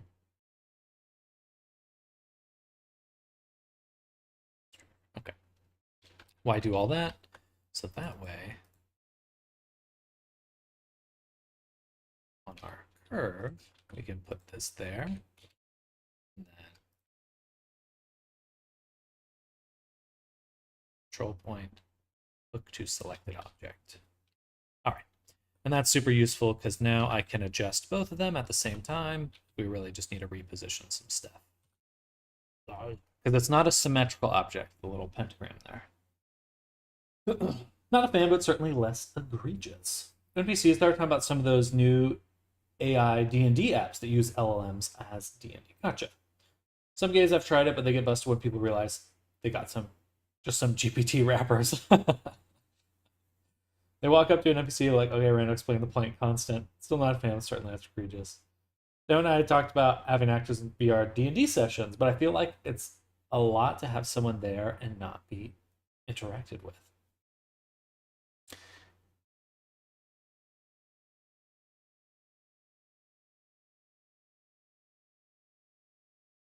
It is going to be interesting. I think you could already start making like in VR chat, you could make like I've already seen a lot of little bots running around. I remember at one point walking in and there was just literally a lobby full of bots and they were all chatting with each other. And I thought that was so interesting. Just that, like, there are interactions happening nowadays where there's literally no one in the loop.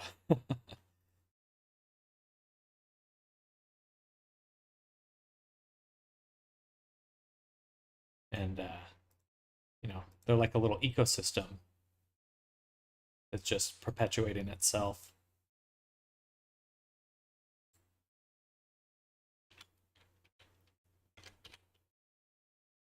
They are a life form in some way. You could maybe equate them a little bit more to viruses currently, but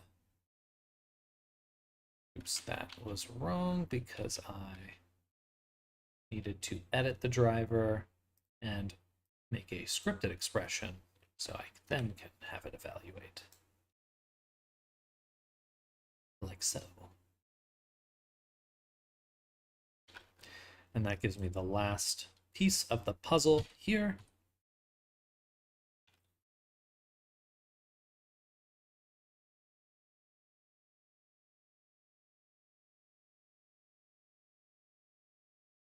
Selection to cursor. And then select, isolate, and hook it to it. All right, so now, again, I should be able to adjust both sides. Beautiful. Then we can also adjust the middle. I think overall that looks decent. Dead internet now. Oh, it's coming for sure. It's basically Twitter right now. It's awful. How much does it cost to do the class? I charge $30 for an hour class. And I think in your case, if you're just starting out making everything, probably want like a first class would probably come up with like a plan, like a class plan. Hello, Trilly Diaz, welcome. Mr. just found the Halo asset on camera. Oh heck yeah! For some reason your stream Hyperlink. Oh really? Leads to Mauricio Mamoli's camera. That's interesting. YouTube comments are much better. Literally every reply I see is antagonistic because it drives engagement. Yeah, I mean I think being online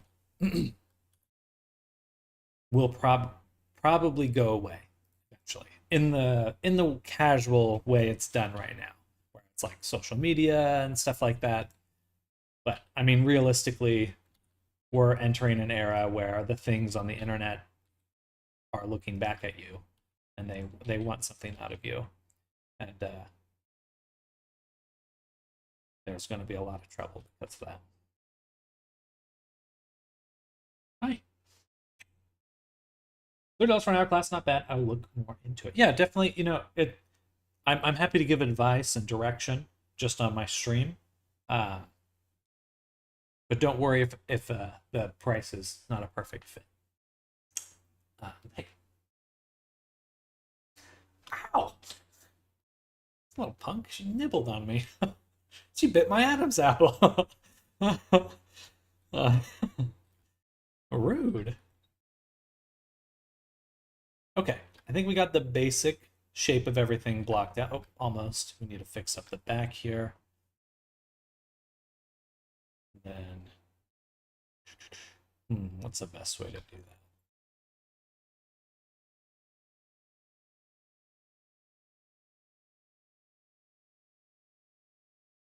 Maybe these should go under the fur. No, it looks weird if it does. Just lose track of it. What's the point of making something you can't see?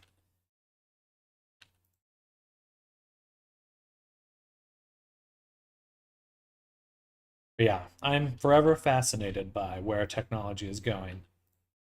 I was just talking to this really cool YouTuber, David Brown, and he's working on some like a humanoid robot project. And I keep thinking to myself, it's like if I enter if technology reaches a point where we won't be able to, or like the internet is so saturated with generated content, it's like, but there's all these tools to help speed along creating things and making stuff. It'd be cool to try to make physical versions of these characters, like in reality, actual robots, even if that was buying a robot and like building something over it, like you buy the Optimus robot and you like reskin it literally. I think that can have a lot of potential. It's also extremely just cool. You know, start in the VR chat game, end up in the Android game. But right now, that's just more of a speculation than anything.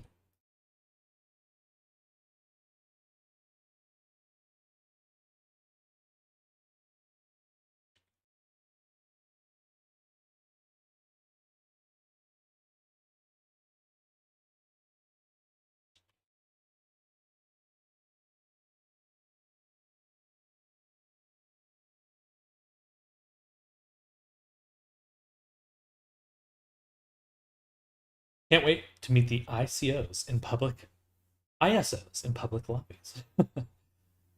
ISO, it's like International Organization for Standardization. Interesting. International standard. I see. Like that makes sense to me. Just like a charter of rights for online spaces, or at least like a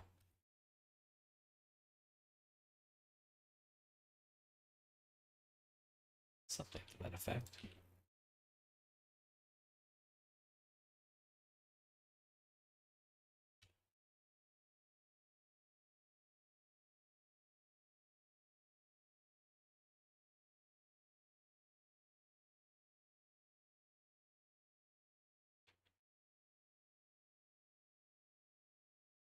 And yes, I do know. I know Tron. I haven't seen the original, but I enjoyed um the Daft Punk one. That was fun.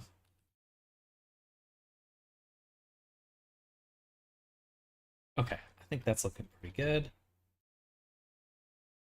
And you know what? If I can rotate this one enough, then we can get this one on there.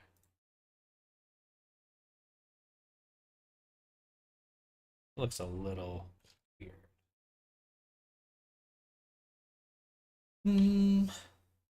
That's not that weird. He's just so big. Hard to balance.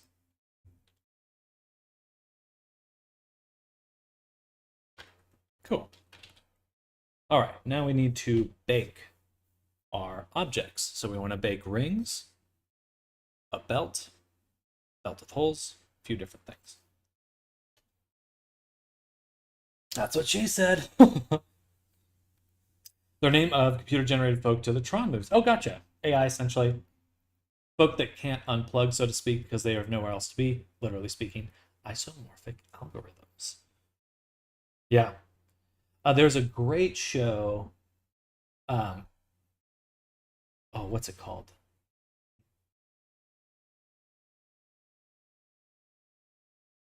Pantheon. I don't know if anyone's seen it. Super interesting, super pertinent. It's probably the only thing I've seen where I'm like, if really had good ideas about what the future might look like. So for each class, $30. How often do I pay? Just whenever you want to do a class. There's no schedule, so it's really flexible. We'll just decide on a time and then meet. So it's should give you a lot of flexibility. I thought I had a piece connecting these two. There. Do I need one? I guess not. Okay. Cool. Then we're done with the block out. We also have these cuffs under here, which I think I'll make bigger.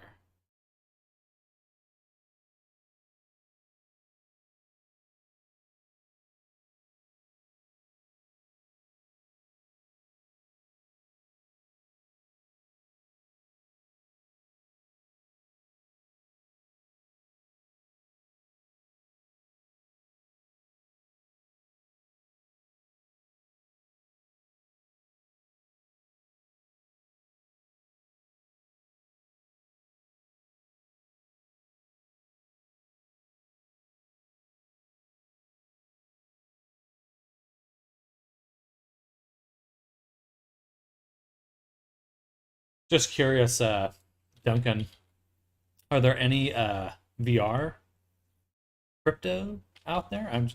I'm not necessarily interested in jumping into it myself, but I am curious if there's any current crypto VR projects out there. Because I've seen, was it Resonite had one for a while? They had some crypto elements, or back when it was Neos VR.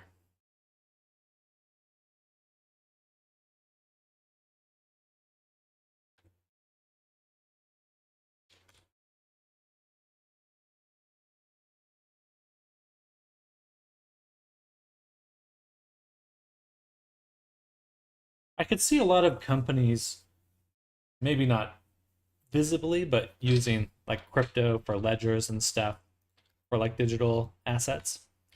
But I think that's probably a whiles away for the most part.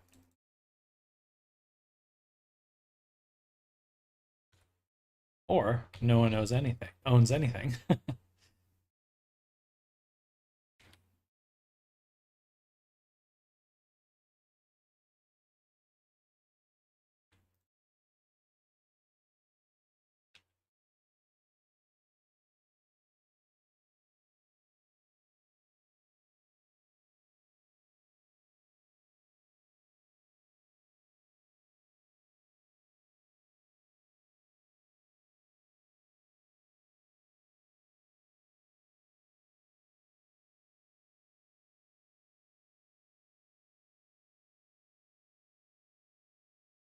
Close those up a little.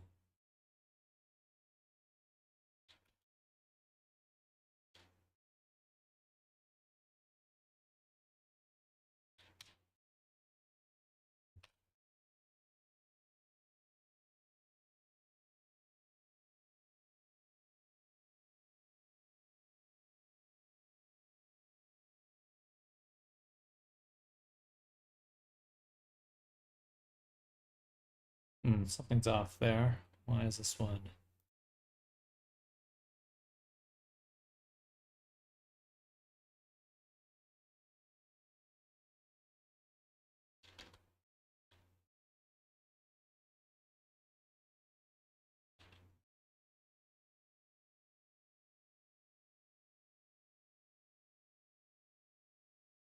Boom. Good. Looks like it's getting nice and stretched. There's a whole kerfuffle about that one, I think. Platform was being held hostage over it, so they made a new one. Yeah, definitely. Probably the right move for where that project was at. I love the promise of Resonate, but I do have some issues with the approach developing. VR coins would just be metaverse for the most part. Well, a few of them, but metaverse gaming isn't doing really well. Too early, most gamers don't like crypto. Hoping Evan gets nice and that may be the plan, you know. It's where Evan's next plan. Going to the club.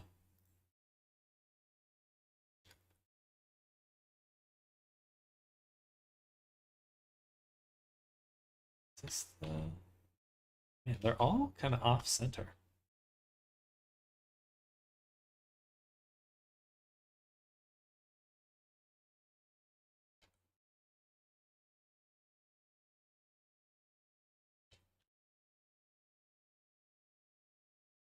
There's not some ordering issue that is messing me up. Ah, my nose.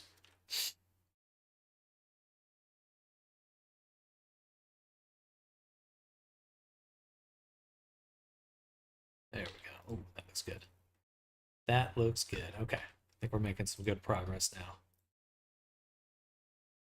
And yeah, it is changing every time I update one of the hooks. That's bullshit. I don't like that. Metaverse is giving the impression that they're trying to market as Zoom / Skype, etc. with a headset, given most folk would prefer not even have their cam on for work meetings lest they make over 280K, fails to surprise. They're struggling. So I'd do a class each month then. It's best for me. Just want to make sure you're legit. I'm not going to get hacked. Sorry for asking to spend. No, don't worry at all. That's why I stream. Streaming is my legitimacy.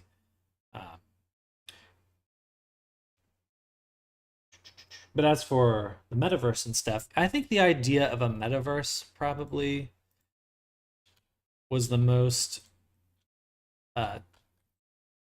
poisonous thing that Meta could have done when it came to crypto and all this other stuff. Like it became this like, oh, digital property, yay! And but it's so like unless we're streaming pixels directly to your headset, there is no good way to guarantee property rights or to secure your property. And heck, in the future, even that might not be enough.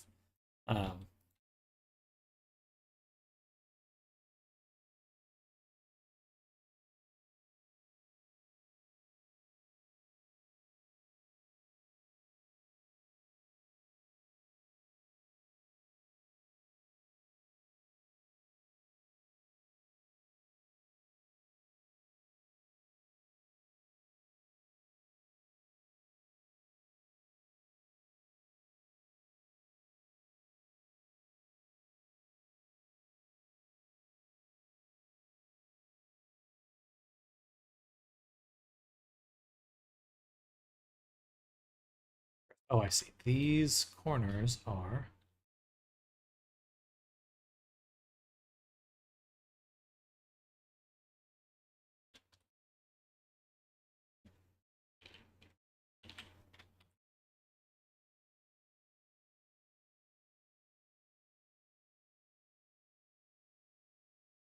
So just to reiterate, this is legit, right? If that's the case, I'll fill the form out today. Oh, absolutely. I have a few students I meet with every week, but it's really just like 2 to 4 people that I'll meet with a month, so nothing too crazy. For a while there, I really wanted to make teaching like my main thing, but it's tough because it's just a different kind of space compared to a lot of other things. But as long as you have a clear idea of what you want out of it, then I think we're going to be just fine.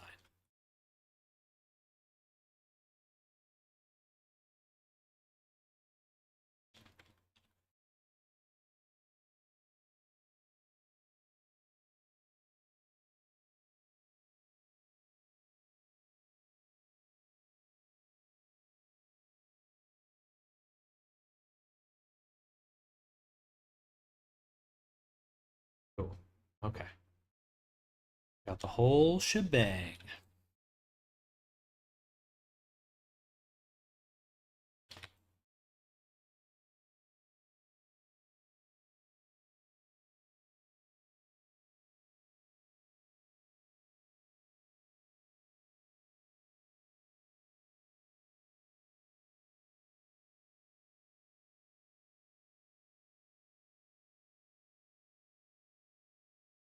I think metaverse as is just too cumbersome. Like you said, personally think AR is where it's at. Yeah. Yeah, I 100% agree. I mean, people already get up to some freaky stuff in VR. If you had that might be obvious to say, but I do think that if people had headsets, augmented reality, and that they were in the same room able to put on virtual characters, be even freakier.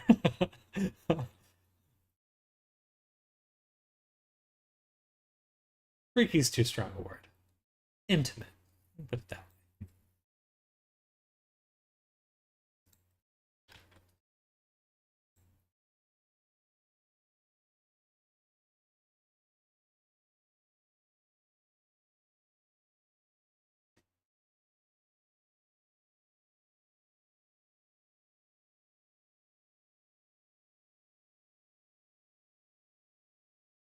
Do red right now or blue or something just to visualize it. Let it pop off the body. I'm going to go in here and make one more folder for harness components. Put this right here. So that's the hook and curves. And this metal ring source right there. All of those can go in there, and we can hide them. These are metal rings, plural. And these are the cuffs. Bam.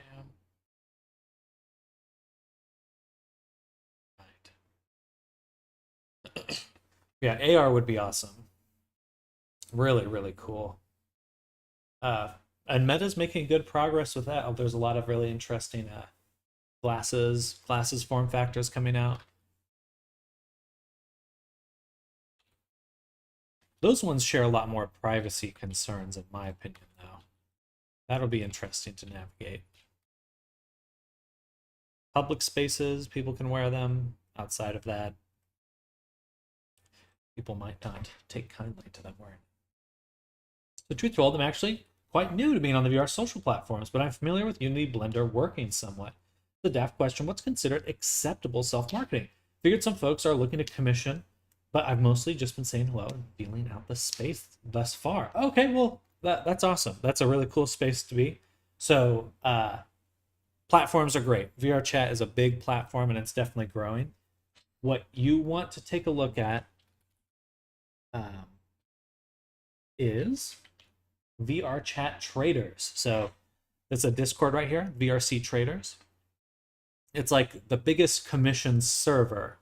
And my recommendation would be to take your work and get verified on the VRC traders platform. It'll take some time, but there's a whole job board, and it gets maybe 2 to 5 posts on it a day. So quite busy. Outside of that, I mean, you could just go walk around VR chat and talk to people if you really wanted to. But I always recommend VR chat traders because there is definitely a scammer problem in VR chat. So if you just go out there without getting verified, people are probably going to be skeptical, especially larger clients. Like they want to know that that you're real. That's part of why I stream. It's just so people go, oh, are you actually working on my commission? And I'm like, oh yeah, I'm right here. You can watch me move vertices around, and if your heart's content. And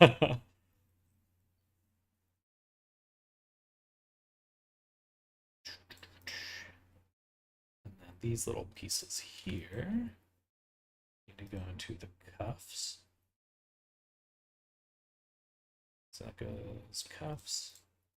That's the curve. Brilliant advice. Who's the devilish undulate we have here today? Oh, this is that is Ebonhorn. So I'll show you the full version of him. So he's a fully face tracked Minotaur style avatar. Yeah.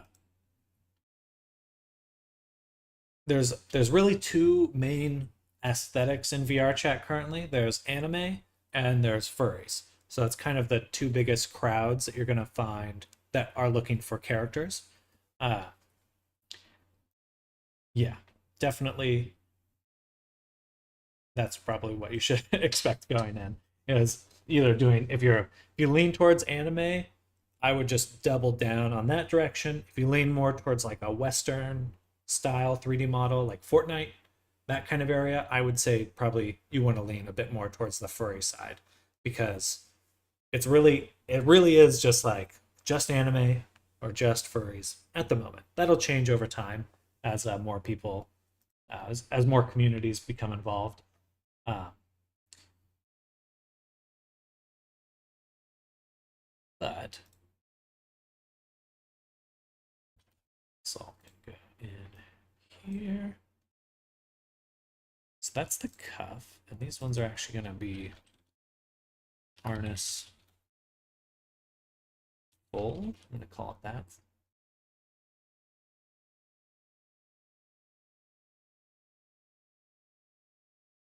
Yeah, well, I guess harness low poly is the correct way to put that. And then these rings, we'll also just put in there. Cuffs should also go in there. Cuffs can't go in there. Need to bake them. I've noticed less phenotypical variation on the anime side, and about equal spread of accessories on both sides. Haven't seen as many furry avatars that drop my PC to 7 FPS just looking at them. No, some folks have told me that there's avatars that can look at the meshes. I have a feeling some of the anime avatars might be a discrete spheroid. Yes, or they have like one piece of jewelry that's, like a just this gigantic polygonal mesh. Um, yeah, that's pretty common. Furries tend to be a little bit more technical oriented, so they have like a grounding on what's possible, and also just like how much you can put in an avatar. Recommended polygon 70K, single ring 200,000 polygons. Yes.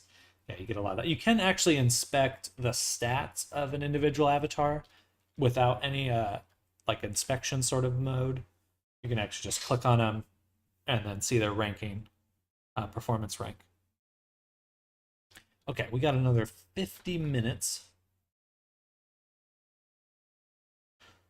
What I want to do is make like a baking setup for this. So go new, call this harness, bake, high poly. I'm going to go here, plane.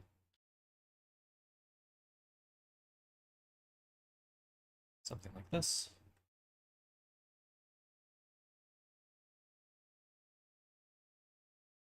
And what we want is like a super uniform object. So we'll solidify it.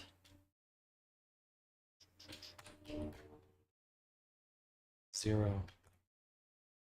Let's push it forward, actually, so it's above 0. Then we're going to bevel it.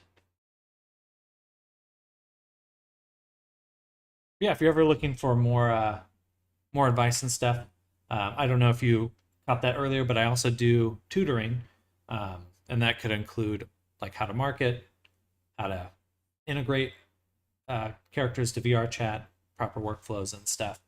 But if you're getting into the marketplace scene, I think VR is a very interesting place to be right now.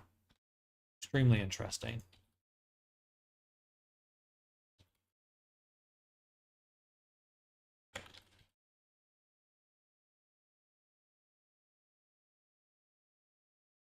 Oops.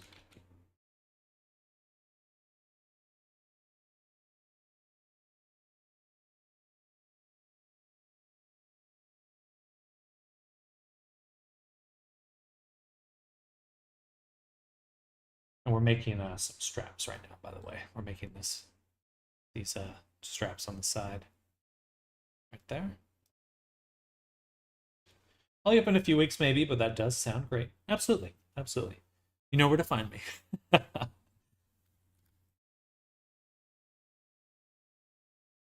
I'm going to redo that. I'm going to duplicate this one. And instead,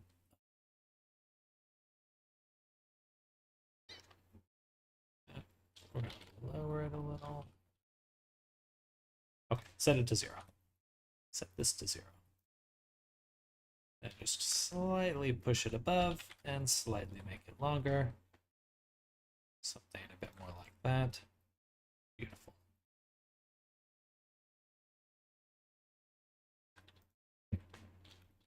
Okay. Now I want some stitching on the side. So we're going to make a...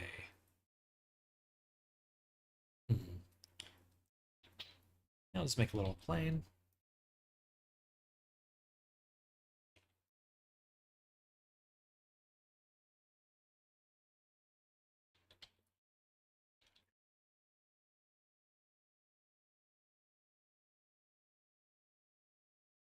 Something like that. Go ahead and solidify that as well. Bevel it as well. Shade it smooth. We can really shrink that thickness. So it's right about, say, there. We'll switch this to %.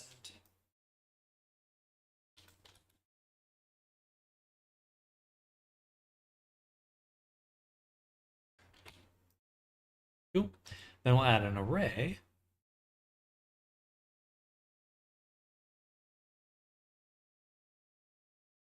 Going the other way, we'll say an 1.5, something like that.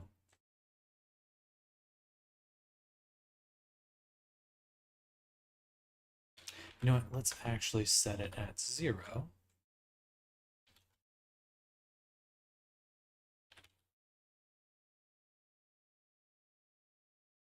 Then do that again.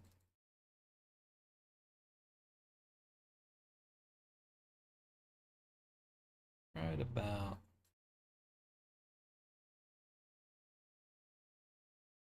there. Then we're going to mirror on the Y. I guess both. Mirror access. Cool. All right. That's about all we need to do.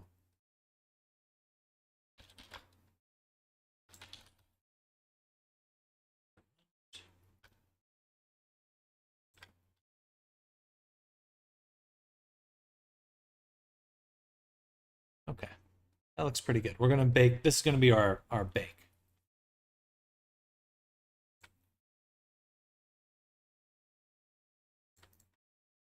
Probably just set that too, but okay.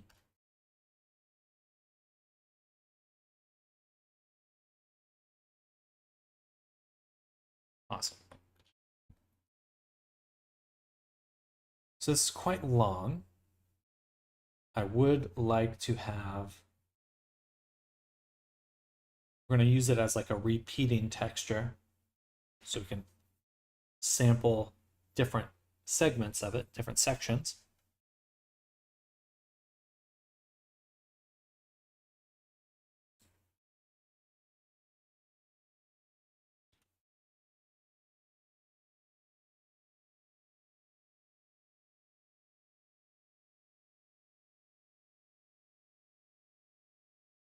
Just want them to be a little bit more square, so we can kind of visually partition them.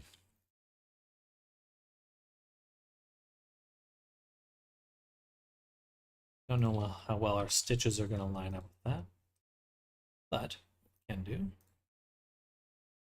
We're going to make a circle of 8. Bring that way down. We're also going to put in empty here.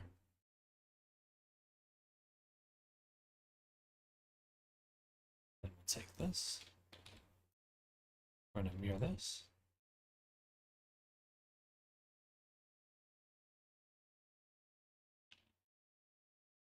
Subdivisions, put the mirror at the bottom. Turn off the merge.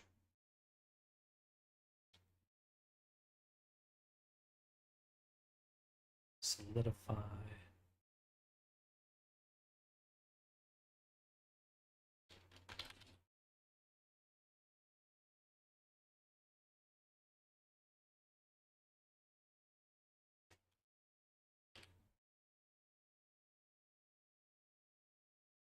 Okay.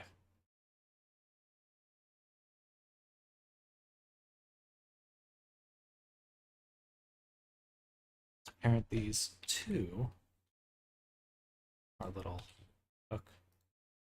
That way we can move them around. Now we've got a nice one of those things, whatever that is. Nice. Okay. One more circle. Make. We're going to subdivide it. And this is going to be like a hole punch. We'll put that at the other end.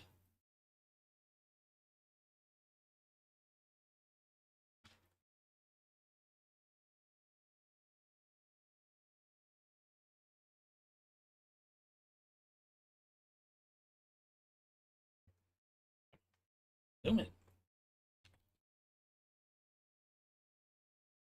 Gonna fill it, extrude it, move it up, move it out, and then delete the top. So we actually do want to see the normals like this.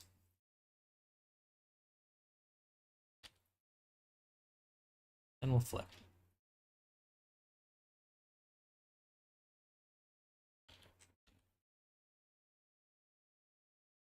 And we'll also crease.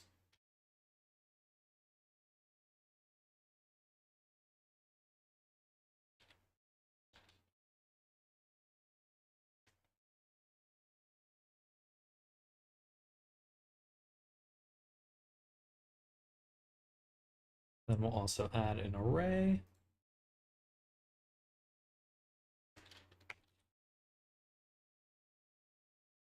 Out there.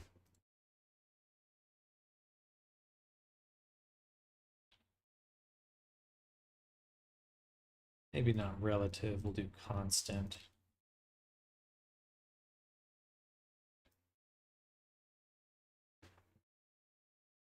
That way I can shrink them without worrying. Cool.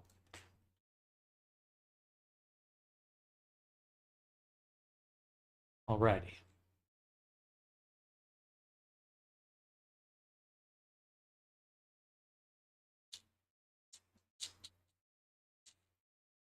I may not need those on this particular piece. I'm just gonna bake a repeating texture.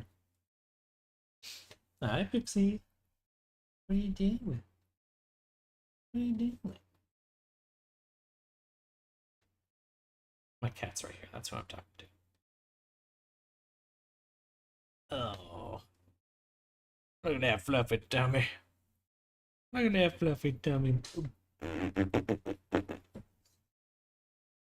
hit my keyboard. Oh. Yeah.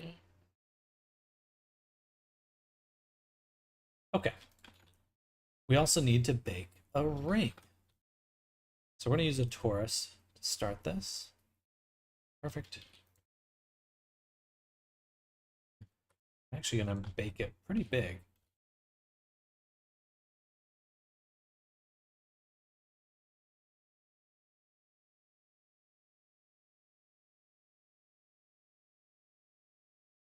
Like that.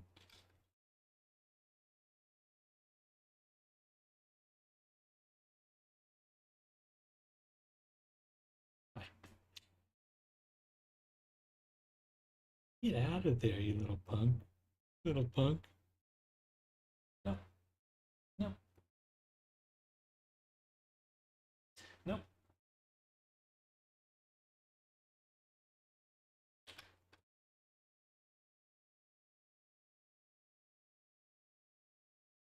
She's cruel. She's evil. I take it back. I'm sorry. Oh. Rampy. Rampy kitty. She's getting hungry. That's what she's getting. She baby. She baby.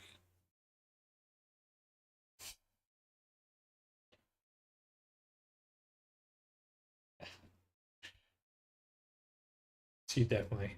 It is funny to me because with cats, it's like they grow so quick and they learn really, really quick, especially like their standard cat behaviors. So it is nuts to me. Like she is basic. She is only like 8 months old at this point. Oh, she's already got a lot of personality. Very different from humans,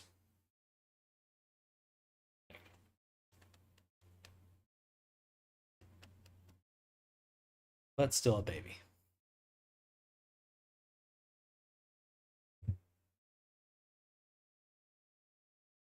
I gotta work, and you're chewing on my ear. Your stinky breath. Stinky.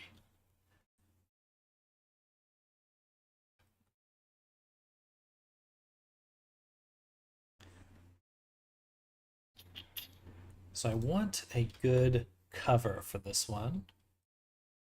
I'm gonna make a plane for this.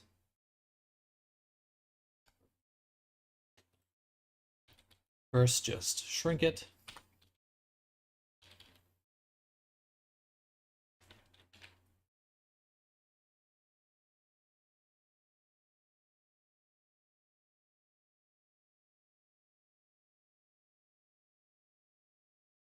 Sorry, Pixie, but you're stanky.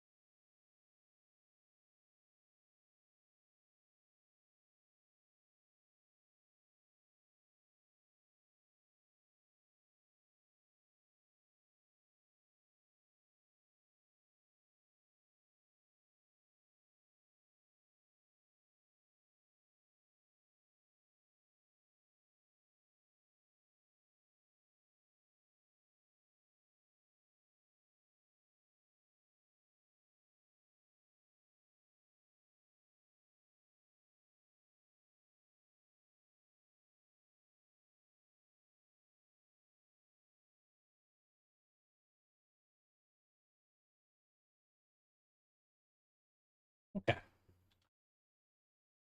So what did we just make?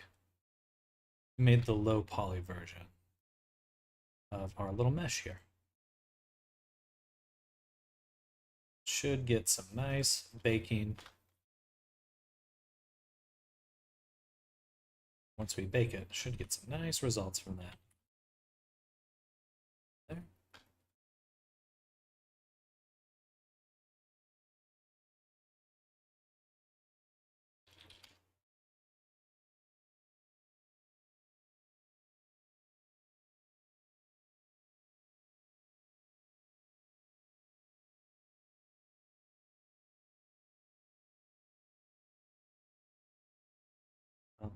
Suppose that I want to delete this side.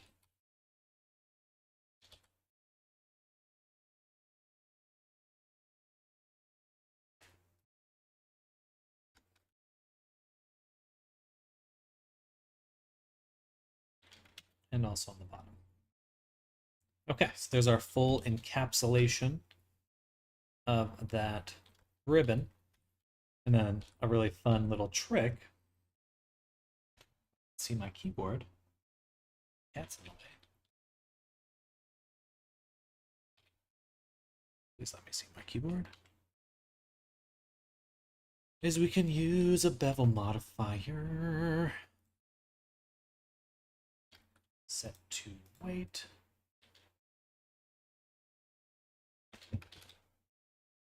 And then set to percent. And so I want to copy this as a driver. And I want to go to width percent. I want to paste the driver and then edit it.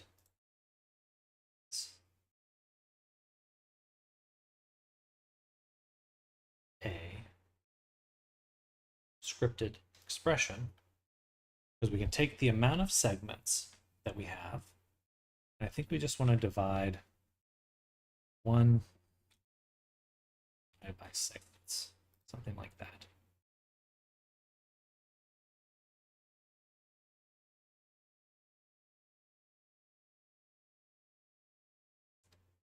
Or maybe the other way around. Segments divided by 1, that doesn't make sense. I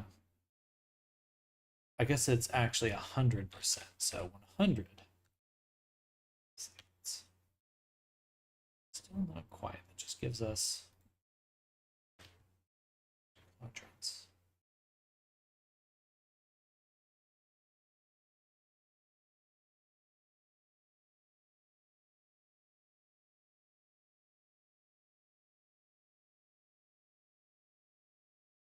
So it's 100 times segments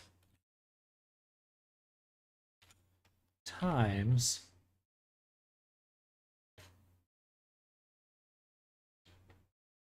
segments.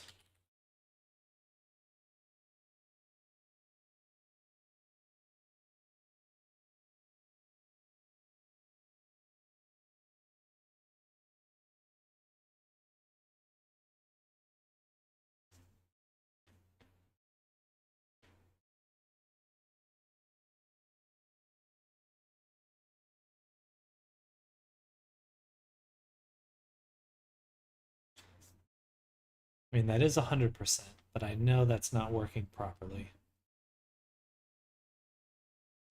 So if I delete the driver,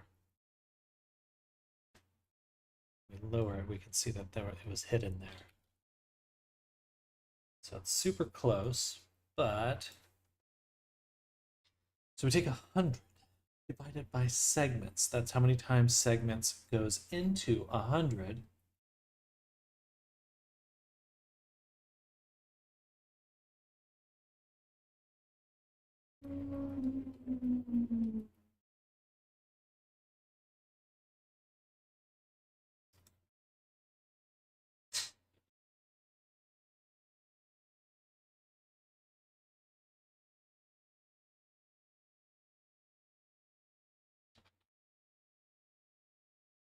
One more parentheses minus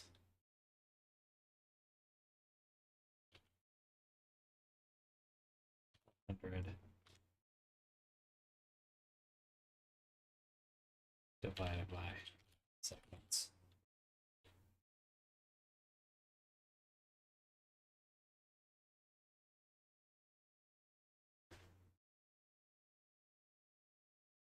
Close enough.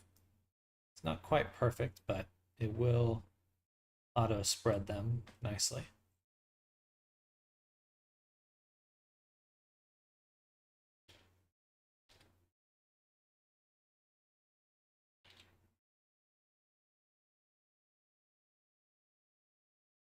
Gorgeous. Why do that? Now I have one object that I can interpolate these vertices along, which means that I have one, oh, sorry, just smacked Pixie right in the nose. Should be able to make this object as flexible as I need. For now, I just like to get it kind of square. So we'll do something like that. But that is the segment that we're actually eventually going to replace all the other harness segments with. And now let's unwrap it. Actually going to turn off this one, apply that mirror, add a new mirror, just on the Z. Voilà. Wrap the whole thing.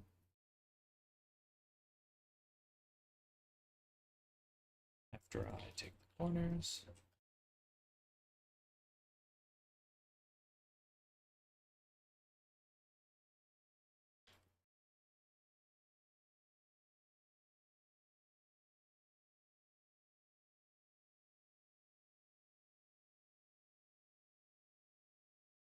Beautiful.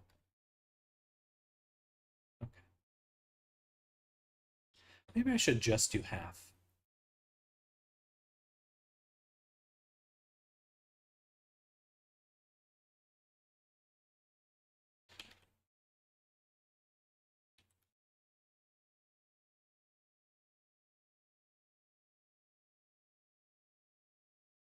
Yeah, we'll just do half because it is going to be the same.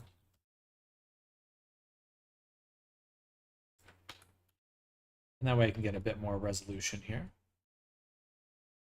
All right, next piece that I need to bake is our torus here.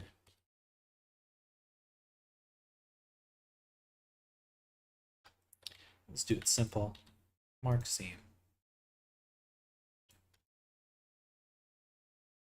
Mark seam, unwrap, and pin. Straighten.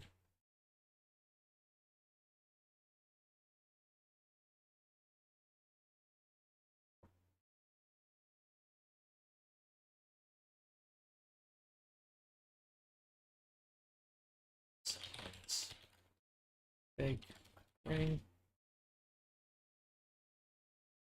low poly.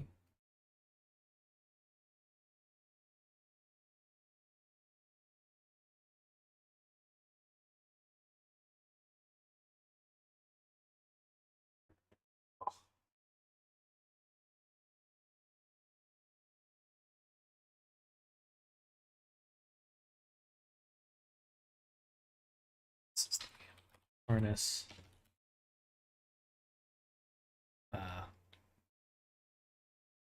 Base.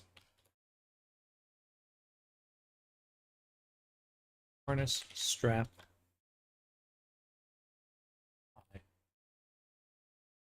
Hey, you little punk. This actually bit me.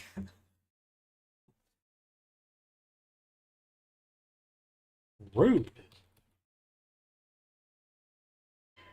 Yeah, you can't whine about that to me.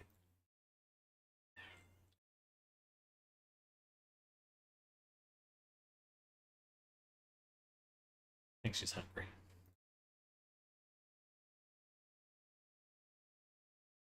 No. No. I might have to go in a second. So I gotta feed them and then get on the road.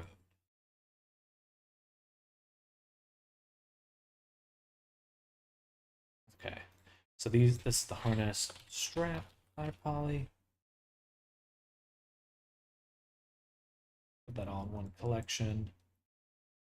These are the little holes and other items, but I actually don't think I'll need those. So I'll just put them into components for now, because I'm not sure what to do with them. Select hierarchy in this one, and we'll put them both into components.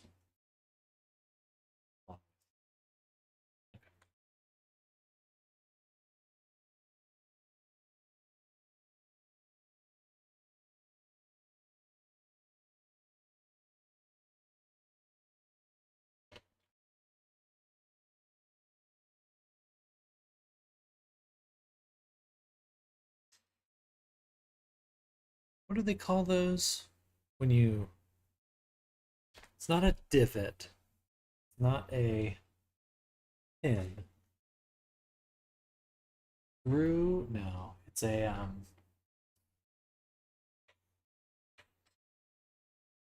rivet. That's what it is.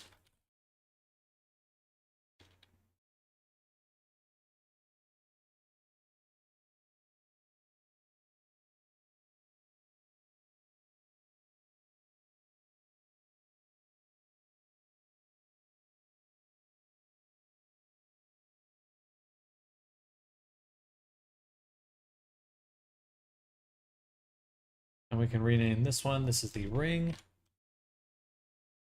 Ring underscore low. Duplicate. Rename this one to high. Save. Then on this one, we're actually just going to turn down that subdiv quite a bit.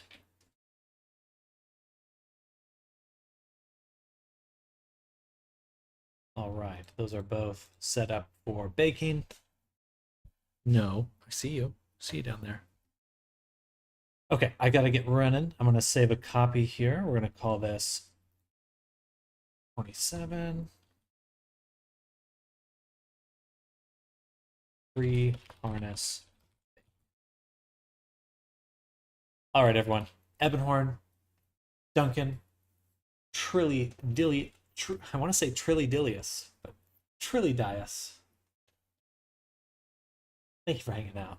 Popstar, thank you for hanging out. Hope everyone's having an amazing day out there. I will be back soon.